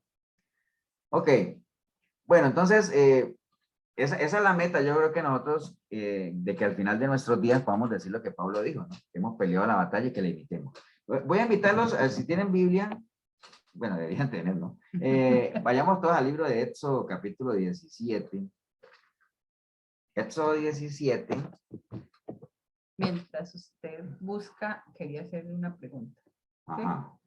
O sea, estamos definiendo lo que es la batalla y todo, pero si alguien se presenta a pelear conmigo, si yo no estoy buscando pelea, una guerra, una batalla, y realmente a veces no estamos preparados para enfrentar a esa persona, a ese enemigo, la sabiduría dice que huya, pero todas las veces no podemos huir. Entonces, realmente, ¿cómo vamos a estar preparados nosotros para si se nos presenta algo que deberíamos nosotros, como dices ahora, de la fe, que tenemos que conocer la palabra y todo? ¿Cómo enfrentar eso? Porque a toda hora huir, y sabemos que sí, que es de sabios, pero no estoy buscando la pelea, pero si se presenta, ¿cómo debo responder para ese tipo de pelea? Y realmente uno a diario, digamos, la batalla que lidiamos es con nuestro carácter, con cosas banales que se presentan. Entonces ahí es donde dice, sí, tengo que definir la batalla, yo sé que la tengo que, pero ¿cómo uno puede enfrentar eso? Esa es la pregunta. ¿Todos escucharon o no? Sí. Sí. Señor. Bueno, el tema ahí, bueno, obviamente no es que uno va a estar todo el tiempo huyendo, ¿no? Porque precisamente era lo que Pablo le decía a Timoteo, huye de esas cosas, pero busca esto, esto y esto, ¿no? Huye de esas cosas, pero busca la justicia, todo lo que leímos ahora, ¿no? Entonces, hay batallas que se le presentan a uno que uno sabe que no son buenas batallas. Entonces, de acuerdo a lo que al consejo de la palabra es, si no es una buena batalla, pues entonces uno para qué entrar en eso, no tiene sentido. Entonces, pero me imagino que lo que se refiere Milena es que si pongamos un ejemplo natural, ¿no? Que uno tenga una persona que lo busque a uno para buscarle camorra, como dicen por ahí, no sé si ustedes conocen ese término, buscarle pleito, ¿me entienden? Entonces uno dice, mira, eso es una discusión banal, o sea, eso no aporta, entonces uno le hace el quite, digámoslo así. Hay que también distinguir entre si es huir o evitar, ¿no? Porque a veces son dos cosas diferentes también. pero la otra persona sigue insistiendo y sigue insistiendo y sigue insistiendo. Y entonces, fieles a lo que dijimos ahora de que para pelear se necesitan dos, pues entonces, ahora, si la inquietud de Milena es decir, no, pero por más que yo le hago el quite, no me la quito de encima, pues llega un momento en que uno tiene que enfrentar la situación, digámoslo así, y poner a la gente en su lugar.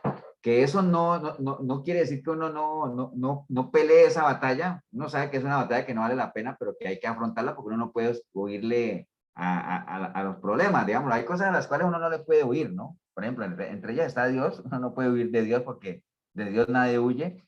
Y tampoco le puede huir a los problemas, porque ustedes se acuerdan cuál es la definición de un problema, ¿no? ¿Se acuerdan qué es un problema? Una situación que merece una solución.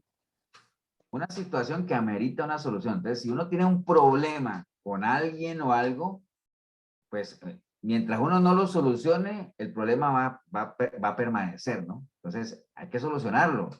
¿Me entienden? O sea, porque mientras no se le solucione, no, va a seguir ahí, ¿no? Entonces, hay que aclarar la situación, hay que poner a la gente en su lugar, hay que lo que sea, ¿no?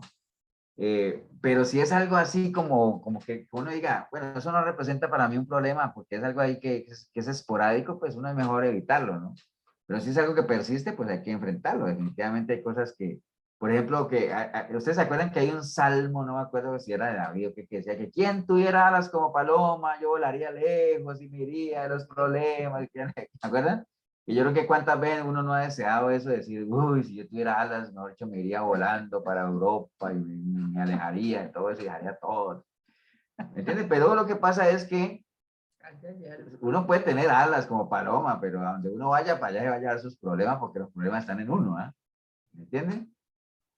Entonces, si los problemas están en uno, y si uno, como leímos ahora, la gran mayoría de los problemas o las guerras y los pleitos salen de nuestra propia naturaleza, entonces a donde uno vaya, pues allá se va a llevar uno sus problemas, entonces uno tiene que afrontarlos, tiene que dar la cara, ¿no?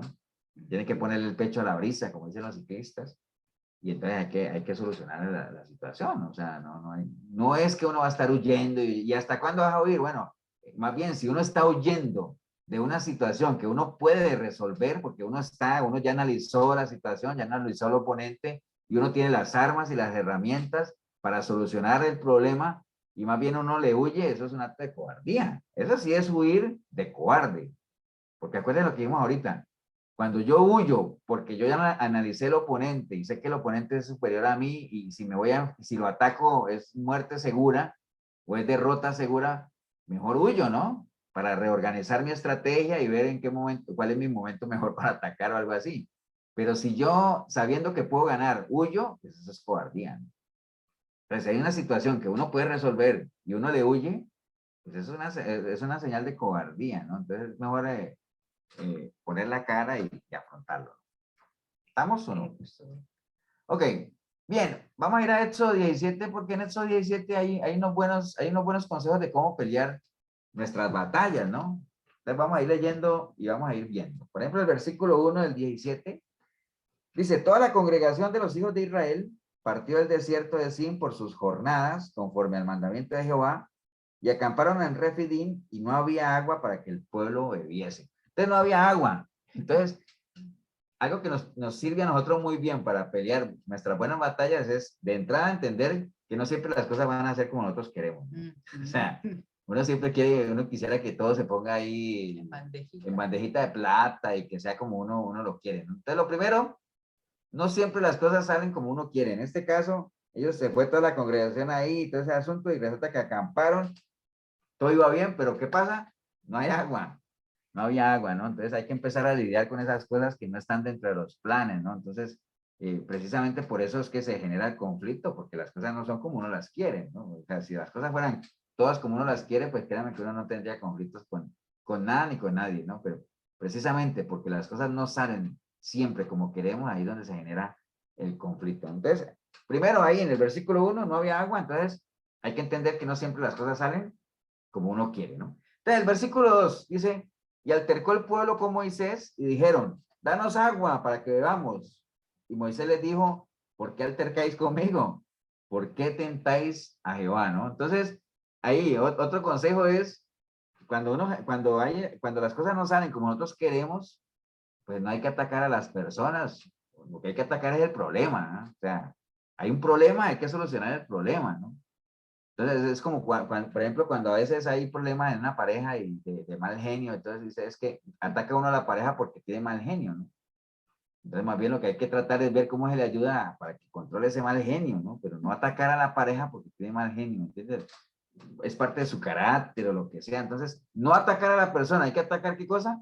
El problema, ¿no? En este caso no había agua. El problema era que no había agua, entonces la gente se le fue encima a Moisés, ¿no? A reclamarle a todos. Entonces dice, pero ¿por qué altercáis conmigo? O sea, ¿por qué se la vienen a dárselas conmigo, no? O sea, si el Señor nos trajo aquí, eso es como tentar al Señor, ¿no? Entonces, miremos cómo solucionamos el problema, pero no me ataquen a mí, ¿no? O sea, no ataquemos a las personas, sino tratemos de buscar solución al problema, seamos parte de la solución y no parte del mismo problema como tal. Bien, el versículo 3 dice, así que el pueblo tuvo allí sed y murmuró contra Moisés y le dijo, ¿por qué nos hiciste subir de Egipto para matarnos de sed a nosotros, a nuestros hijos y a nuestros ganados, ¿no? Entonces, eso es algo que uno siempre cae en buscar responsable a todo lo que pasa, ¿no? Porque uno siempre necesita a alguien a quien echarle la culpa.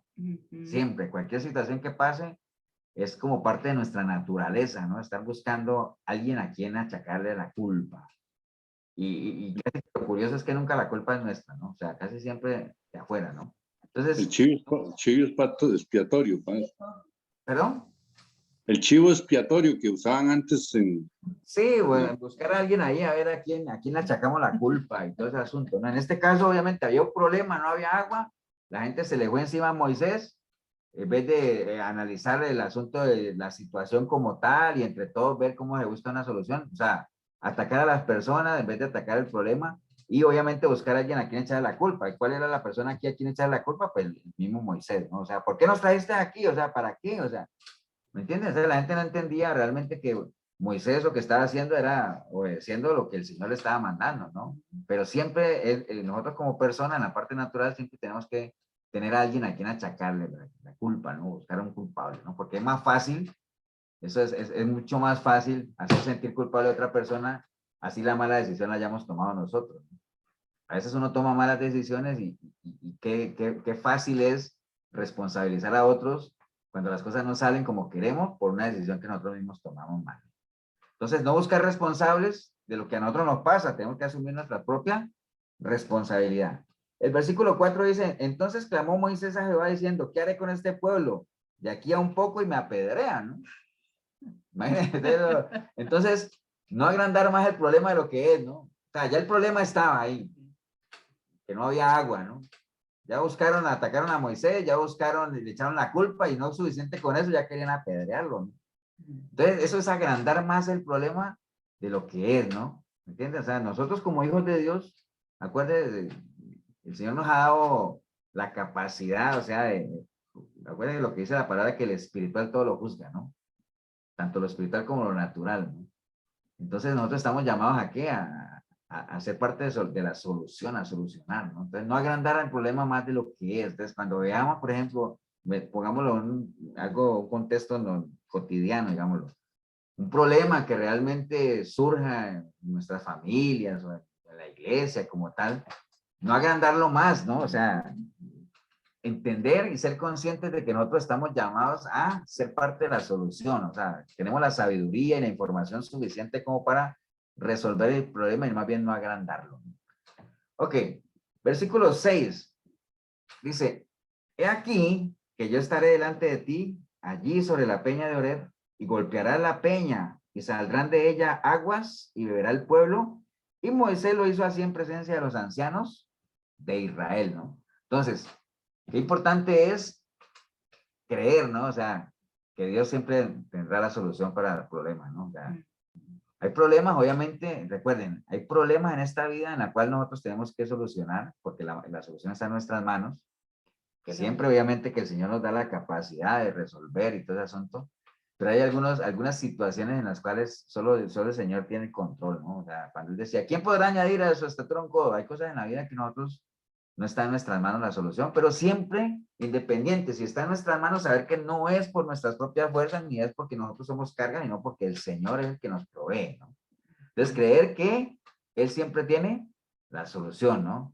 Y eso, pues, obviamente nos ayuda a bajarle un toquecito a la ansiedad, a la desesperación, a la falta de fe, y más bien eso nos puede llegar, poner a funcionar nuestra paciencia, la longanimidad. ¿Recuerda que le hablaban acuerdan de lo que era la longanimidad, ¿no? O sea, de poder resistir ciertas situaciones adversas sin quejarse, ¿no?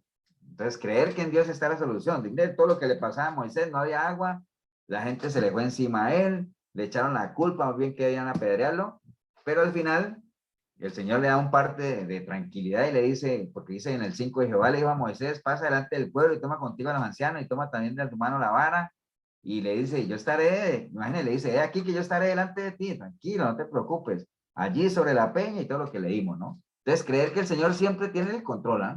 Eso es clave, ¿no? Versículo, acuérdense, estos son tips de esta historia que estamos viendo. Versículo 9. Ajá. Pastor, Sí. Ahorita en esto que nos está explicando de creyendo que Dios siempre tiene la solución, podríamos también ver como, bueno, cuando ahorita que usted puede la ansiedad y la desesperación, muchas veces queremos nosotros como que buscar una solución nosotros, porque tal vez queremos que las cosas pasen de una forma sin entender y creer que es la voluntad de Dios y que se tiene que dar como Dios quiere que se dé y no como nosotros queremos forzarlo. Entonces yo me pongo a analizar como por ejemplo con Abraham y su esposa cuando se hicieron pasar de que Sara no era su esposa, ¿verdad? Entonces, y tratar de buscar una solución para que a él no lo mataran. Entonces, errores que cometemos nosotros, el hombre, ¿verdad? A la hora de tratar de buscar nosotros la solución sin creer, sin tener esa fe certera de que la solución de Dios es la mejor, ¿verdad? Me imagino en este versículo 6 que usted nos está explicando ahorita. Sí, yo pensé que ibas a mencionar de que de mismo Abraham y Sara, de que ya ellos se les había dado la promesa, ¿te acuerdas? Y que entonces Sara, por ayudarle a Dios, ¿no? También, sí. Ayudarle a Dios, puso a Abraham ahí con la criada, digámoslo así, y por ayudarle a Dios, ¿no? O sea, entender que realmente ese Señor, si todo está en las manos del Señor y creer, ¿no? Porque que ahí es algo lo más difícil, ¿no? De creerle a Dios, que es lo más complicado, ¿no? Cualquiera cree en Dios, pero sí. Creerle a Dios. En ese también yo veo que no es solamente creer, sino también la obediencia, porque Moisés fue Sí, a hacer también. lo que Dios le pedía. Entonces, yo lo veo como esas dos enseñanzas. Sí, bueno, es que, digamos, creer, acuérdate que creer, ¿qué es creer? Creer es tener ¿qué? Certeza, Conocimiento. Fe. certeza. Fe, creer es tener fe, ¿no? Y la fe, digamos, lo que es creer, la fe, la confianza, todo eso, Certeza de lo que no se ve. la obediencia, todo eso es como un combo, ¿no? Entonces, lo que dice Karen es cierto, o sea, no solamente que uno crea que Dios tiene la solución, sino que también uno sea obediente y en este caso, por ejemplo, de lo que hablamos ahorita de Abraham y Sara, ¿no? Dios les había dado su promesa, lo único que tenían que hacer era ser pacientes y obedientes, ¿no? O sea, pero a veces uno por querer ayudarle a Dios porque las cosas no están saliendo ni en el tiempo que uno quiere, ni en la forma que uno quiere, entonces uno cae en ese error y cae en desobediencia. Pastor, Sí. tal vez voy a ser abogado de Abraham, ¿verdad? Pero yo lo que veo es que habían pasado 25 años, casi un cuarto de siglo, y entonces tal vez la gente se empieza a desesperar, nos empezamos a desesperar creyendo que Dios es como una maluchán, ¿verdad? Que en 2 minutos ya debería estar la promesa. Por eso, pero es que es exactamente eso, sí, pero Sí, acelerar el proceso. El desesperarse o el desesperarse, ¿qué es desesperarse, Marquitos? Quitar la esperanza, desesperar. La raíz de eso. Desesperar es perder la esperanza, ¿no? Y la esperanza está ligada a la fe también, ¿no? Entonces, cuando uno se desespera, uno pierde la fe, ¿no? Y si uno pierde la fe, pues, o sea, si nosotros perdemos la fe, prácticamente también estamos bajo todo. Entonces, ese es el asunto, o sea, precisamente el tiempo y lo que es la paciencia, digamos, lo que, en la que uno se somete, que se pone a prueba, Y hay la cosas que fe no es vamos a ver. probada, cuando la gente pasa por sus desiertos y que pareciera que no hay solución y que un desierto físico es lo más gráfico de lo que es una situación que puede caer en desesperanza, ¿no? Cuando uno mira a la derecha, izquierda, arriba, abajo y uno no ve camino y entonces uno se acuerda de aquella canción que uno decía que sendas Dios está donde uno cree que no hay y entonces uno dice, ah, bueno, pero es que el Señor obra a su tiempo, a su voluntad y aunque me matare, yo en él esperaré. Y entonces todas esas cosas comienzan a decir, bueno, entonces no me voy a desesperar. Por eso es que, te digo, cuando uno cree en Dios y saber que Él tiene el control, que Él tiene la solución, pues eso, confianza es genuina y es firme, obviamente se le ayuda a que la ansiedad y precisamente esa desesperación pues bajen sus niveles, ¿no? Y realmente por eso uno no caiga en eso. Pero bueno, en este caso, obviamente, aunque Moisés estaba obstinado y ya estaba, ¿qué voy a hacer? Pero bueno, el Señor le da parte de tranquilidad, ¿no? Es decir, aquí tranquilo que aquí voy delante de ti, no te preocupes, ¿no? Que era lo que hablábamos hace unos días del temor, ¿no? Que generalmente muchos de los siervos del Señor tuvieron temor, pero el Señor siempre les decía, no temas, que yo estoy contigo, ¿no? No temas, siempre se parte de tranquilidad. Ok, bueno, ese era el versículo 6. Ahora en el versículo, ahora estamos viendo tips de esta historia, ¿no? De cómo pelear las batallas. Ya vimos que, bueno, un repaso nada más, entender que no siempre las cosas salen como uno quiere, no hay que atacar a las personas, hay que atacar el problema realmente, no estar buscando responsables de todo lo que nos pasa, porque es muy fácil echarle la culpa a los demás, hay que asumir las decisiones. Así como no tenemos la capacidad de decidir, tenemos que hacernos responsables de las decisiones que tomamos. No hay que agrandar el problema más de lo que es, más bien, digamos, entre más rápido busquemos la solución y seamos parte de esa solución, pues mejor. Creer que Dios tiene el control, que tiene la solución de todo. Y en el versículo 9, mire que dice, por ejemplo, el versículo 9 dice, y dijo Moisés a Josué, escógenos varones y sal a pelear contra Amalek. Mañana yo estaré sobre la cumbre del collado y la vara de Dios en mi mano. Entonces, por más que había un problema ahí, que no había agua y que la gente estaba rebotada y echando la culpa a Moisés y todo ese rollo, bueno, al final dice, pues sí, pero nosotros estamos aquí en una guerra, estamos peleando, entonces agarre de varón y salga a pelear con Amalek. Entonces, no hay que estar huyendo, no hay que huirle a las batallas que uno está lidiando, ¿entiendes? Porque qué tal que la gente era ahí, no, es que no podemos pelear, hey, mandan ahí un emisario, hoy no podemos pelear porque no hay agua.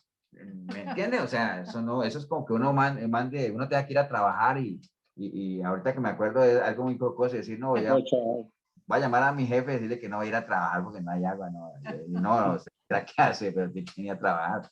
Entonces, no hay que huirle a las batallas, o sea, hay que afrontar la responsabilidad, era lo que hablamos ahorita, por más cosas que las cosas no salgan como uno quiera y todo ese asunto y que sean malas decisiones, pues hay que hacerle frente a los problemas en la medida en que la solución esté ahí, ¿no? Y por eso dijo Moisés a Josué, escoge varones y sal a pelear.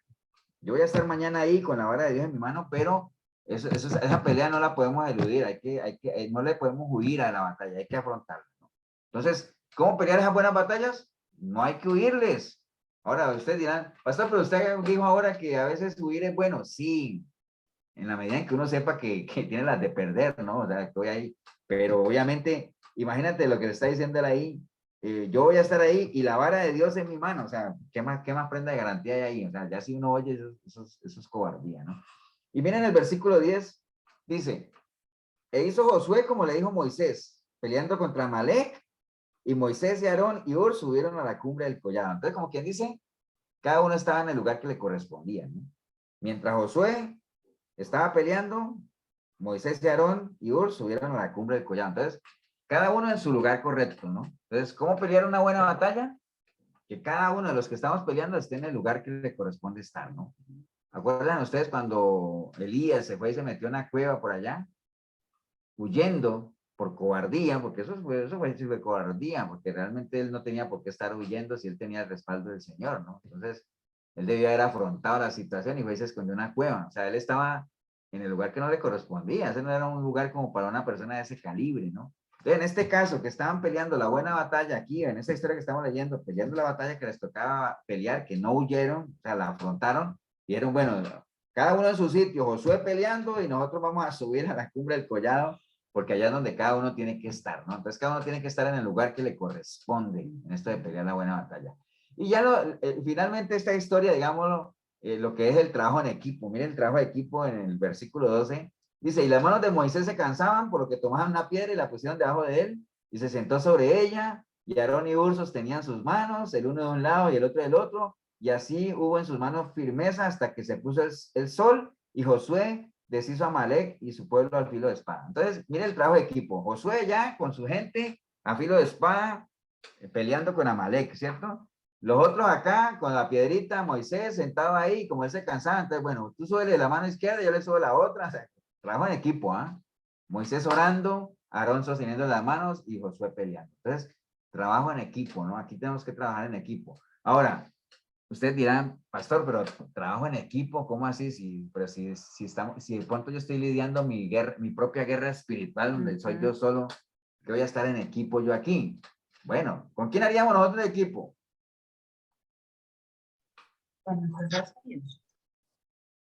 Con las, bueno, con Los nos hermanos. rodeamos de buenas personas, con, sí, con la iglesia, con los hermanos.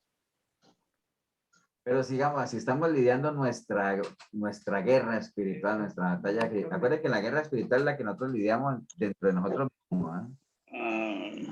Con el espíritu. La oración. Esas serían las armas. Con Dios. Con el Espíritu de Dios, con el Dios que está en nosotros, o sea, con él, que es el que nos guía, digámoslo así. Entonces, digamos, en esa guerra particular, ahora, si estuviéramos lidiando en lo que ustedes hablan ahí, sí, bueno, hay que, mientras uno ora, ustedes han visto cuando a veces, por ejemplo, hay esos grupos de evangelismo, que uno dice, bueno, vamos a salir a evangelizar, entonces la iglesia se une en oración para fortalecer, ¿me entiende? Cada uno en lo suyo, ese es otro tipo de guerra, digámoslo, que se pelea. Ahora, si fuera la nuestra, pues obviamente nosotros con el Espíritu de Dios, con las armas que Él nos ha dado, peleando en equipo, ¿no? Pero si fuera así, ahora si es en familia, lo mismo, ¿no? O sea, mientras la esposa hace una cosa, el otro aquí, cubriendo diferentes campos en este campo de batalla para que nos garantice el triunfo, ¿no? Entonces, aquí hay unos tips que me parecen importantes, ¿no? Nada más esto que vimos aquí en el libro de Éxodo con esta historia de Moisés. Las cosas no siempre salen como queremos, busquemos soluciones, creamos en el Señor siempre, no huyamos en todo momento. Acuérdese, si el Señor ha puesto la victoria en nuestras manos, no es sabio subir, peleémosla, Él está ahí, cada uno donde está dando en equipo, ¿no? Entonces, al final, concluyendo todo lo que dice, bueno, no tenemos que pelear, o sea, que está inestable internet.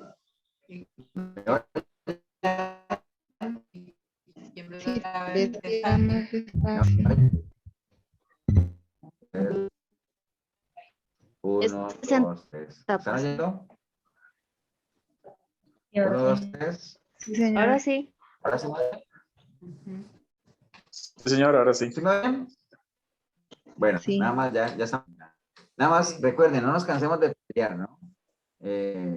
Pero que lo que siempre estamos peleando, cuando yo digo no nos cansemos de pelear, no es que ahorita se van a poner a pelear con todo el mundo, sino que el cristianismo como tal es una buena batalla que no podemos cansarnos, no podemos darnos el lujo de decir, uy, qué cansado, ya me siento, yo llevo 30 años de cristiano, ya me siento cansado, no, no se nos es permitido cansarnos, o sea, no nos cansamos de pelear, porque en la medida en que estemos peleando la buena batalla de la fe vale la pena, ¿no? Y con la confianza, obviamente, que el Señor nos guiará a la victoria, si es que usamos las armas que Él nos ha dado y la estrategia correcta que Él nos ha establecido por medio de su palabra, ¿no?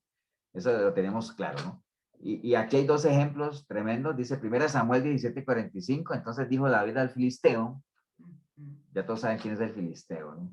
Tú vienes a mí con espada y lanza y jabalina, mas yo vengo a ti en el nombre de Jehová de los ejércitos, el Dios de los escuadrones de Israel, a quien tú has provocado. Jehová te entregará hoy en mi mano, y yo te venceré y te cortaré la cabeza y daré hoy los cuerpos de los filisteos a las aves del cielo y a las bestias de la tierra, y toda la tierra sabrá que hay Dios en Israel, ¿no?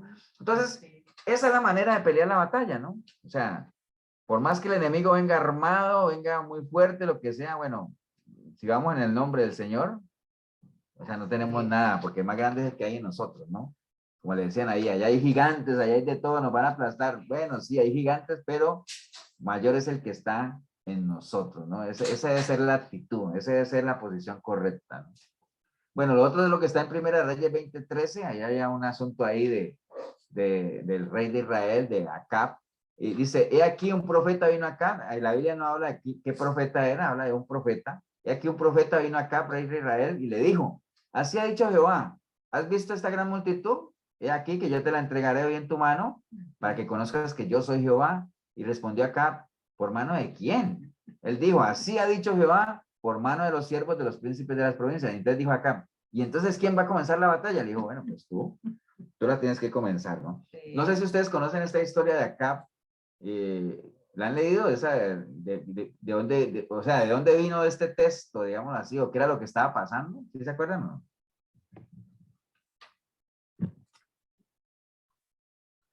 ¿Se acuerdan que La verdad no.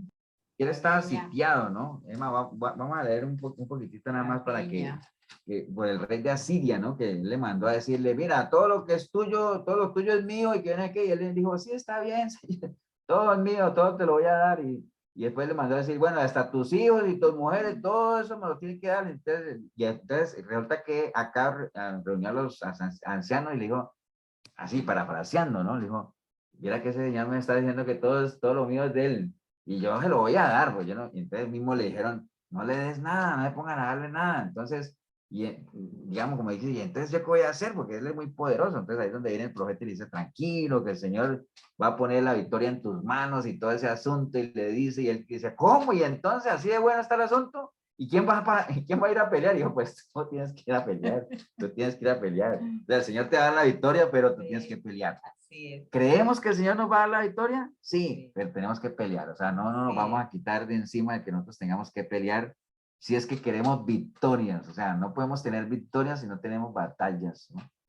Lo importante es que escojamos las batallas, las peleamos como Dios quiere que las peleemos, con las armas que Él nos ha dado, y en el terreno, acuérdense del águila, ¿no? Llevar la pelea, llevar la contienda a nuestro terreno, a donde nos sentimos cómodos, donde podemos pelear con nuestras armas y donde el enemigo es débil, ¿no? Por eso es que la palabra dice, someteos pues a Dios, y entonces cuando nosotros nos sometemos a Dios en ese terreno de sometimiento, de obediencia a Dios, el enemigo es débil. Por eso dice, ¿y el enemigo qué pasa? Someteos pues a Dios, lo vamos a resistir, se pone débil, o sea, el enemigo es débil, en el terreno de Dios el enemigo es débil. Y entonces, ¿qué le queda? Huir. Ahora, ese huir del enemigo, dentro de todo lo que hemos visto, ¿cómo interpretaríamos ese huir del enemigo cuando dice, someteos pues a Dios, resistir al enemigo, él huye? Ese huye, ¿cómo lo resumimos? Se va a rearmar. ¿Usted, Marquitos? Si el enemigo, si uno decae en oración y él va a estar ahí siempre tratando de molestarnos, a pesar que haya oído, no también es para ¿Por qué huye? Bueno, huye porque uno se somete a Dios, a su palabra y anda en sus caminos. Pero si uno se zafa de ahí, o sea, se sale y puede volver, ¿no es cierto? Sí, sí, pero digamos que, ¿por qué huye él? Porque obviamente, imagínense, si uno se somete a Dios, dice que uno lo resiste a él, y entonces en la medida en que uno lo resiste, y que él vea y dice, no, hombre, aquí no estoy haciendo nada, yo mejor me voy, como patitas, ¿para qué te quiero? ¿Por qué? Porque el enemigo sabe que su enemigo, que somos nosotros, pues somos más fuertes que él porque lo estamos resistiendo y estamos en un terreno en el que él es débil. Entonces, cuando uno está en un terreno en el que uno es débil, pues uno mejor se va de ahí porque no hay ningún chance de ganar, ¿no? Por eso, mientras nosotros nos sometamos a Dios en obediencia, es un terreno en el cual el enemigo nunca va a ganar. Mientras por eso él huye, dice, ¿para qué voy a estar yo ahí? Yo ahí no voy a ganar nada, ¿no? Entonces mejor me voy. Como el águila y la serpiente que usted nos dijo ahora al principio, pastor. Eso, entonces el enemigo dice, tal vez tenía razón lo que dice Marquito, no es tanto rearmarse para volver a atacar, porque ella sabe que mientras esté en el terreno no tiene posibilidad de ganar. Se va, ¿a qué? A esperar a que nosotros, ¿qué pasa? ¿Cómo? Estemos débiles otra vez. Hacemos la defensa. ¿Y cómo estamos Bajemos la débiles? guardia. Y como, bueno, bajamos la guardia y todo eso. Entonces, el enemigo, ¿qué es lo que hace? El enemigo se va para su terreno donde él es fuerte a esperar a que nosotros salgamos del terreno donde somos fuertes y nos Y nos pasemos vayamos al al terreno de él. donde somos débiles y él nos pueda devorar, ¿no? A eso se refiere que el enemigo anda como león rugiente, Sí, esperando a ver sí. que alguien se Alguna salga presa. de su zona donde es fuerte y salga a una zona donde es débil. Por ejemplo, en una manada, cuando un animalito de eso se aparta de la manada, se salió de un área en la que es fuerte, donde el enemigo mejor no puede hacer nada. Entonces, cuando la persona se sale de ahí, dice, wow, ahora sí es presa fácil, ¡pum! ¿Me entiende? Le cae, ¿no? Entonces, en la medida en que nosotros nos sometamos a Dios en obediencia y estemos en ese terreno donde somos fuertes, el enemigo no puede hacer absolutamente nada, ¿no? Entonces, ahí es donde nosotros tenemos que pelear nuestras batallas, donde somos fuertes. ¿Y dónde somos? Incluso el enemigo, pastor, podría entonces buscar estrategias de ver que en ese momento no pudo contra nosotros, nosotros fuimos más fuertes, entonces de venir más fuerte hacia nosotros. Pues no, no tanto de venir más fuerte, porque digamos que en la medida en que nosotros nos mantengamos ahí, está claro que el enemigo no puede hacer nada, ¿no? Acuérdense que el enemigo no puede hacer nada contra un cristiano genuino, ¿no? Contra alguien que está protegido en obediencia, obviamente, por una naturaleza santa que es la que el Señor nos ha hecho copartícipes. Ahora, que uno puede decir, Él va a afianzar sus estrategias para hacernos salir de ahí. Pues digamos, el bombardeo siempre va a estar, ¿no? Porque esa es precisamente la batalla de la fe que nosotros estamos lidiando. O sea, que por medio de conceptos, por medio de lo que el mundo nos vende, la contraoferta, de que uno se pueda mover de ahí. Pero cuando una persona se mueve de ahí, es porque realmente está dejando a un lado aquello que lo protege, ¿no? Entonces, lo que dice Karen, digamos que si el enemigo huye, ¿para qué? Para ir a afilar baterías y lanzar un ataque mucho más fuerte. En la medida en que mayor sea nuestra relación con el Señor y más firmes estemos, más fuertes van a ser los ataques, ¿no? O sea, eso es una realidad, ¿no? ¿Por qué? Cuando uno recién está empezando en los caminos del Señor, pues acuérdense que uno es un niño en Cristo y si algo tienen los niños en lo natural es que con cualquier cosita se caen, ¿no? Usted sopla un niño y se cae. Cuando uno está empezando en los caminos del Señor, también, ¿no? Espiritualmente, si uno lo soplan, la gente se cae, ¿no? Caen, retrocede y vuelve y cae, ¿no?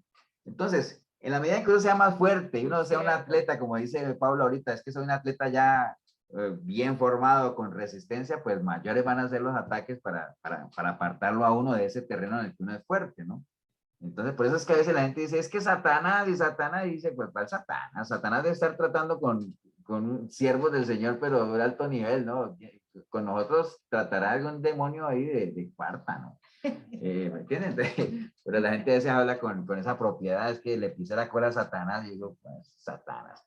Entonces, por ahí anda el asunto, mis hermanos, o sea, esto de pelear las buenas batallas es algo importantísimo, o sea, todos los días tenemos batallas, pero hay que escoger las buenas batallas, ¿no? Y pelearlas en el terreno donde somos fuertes, traer el enemigo a nuestro terreno, pelear con las armas que el Señor nos ha dado y entender que en la medida en que nos sometamos a Dios, pues Él va a pelear. Acuérdense que la palabra dice que Dios va a pelear contra nuestros enemigos, ¿no?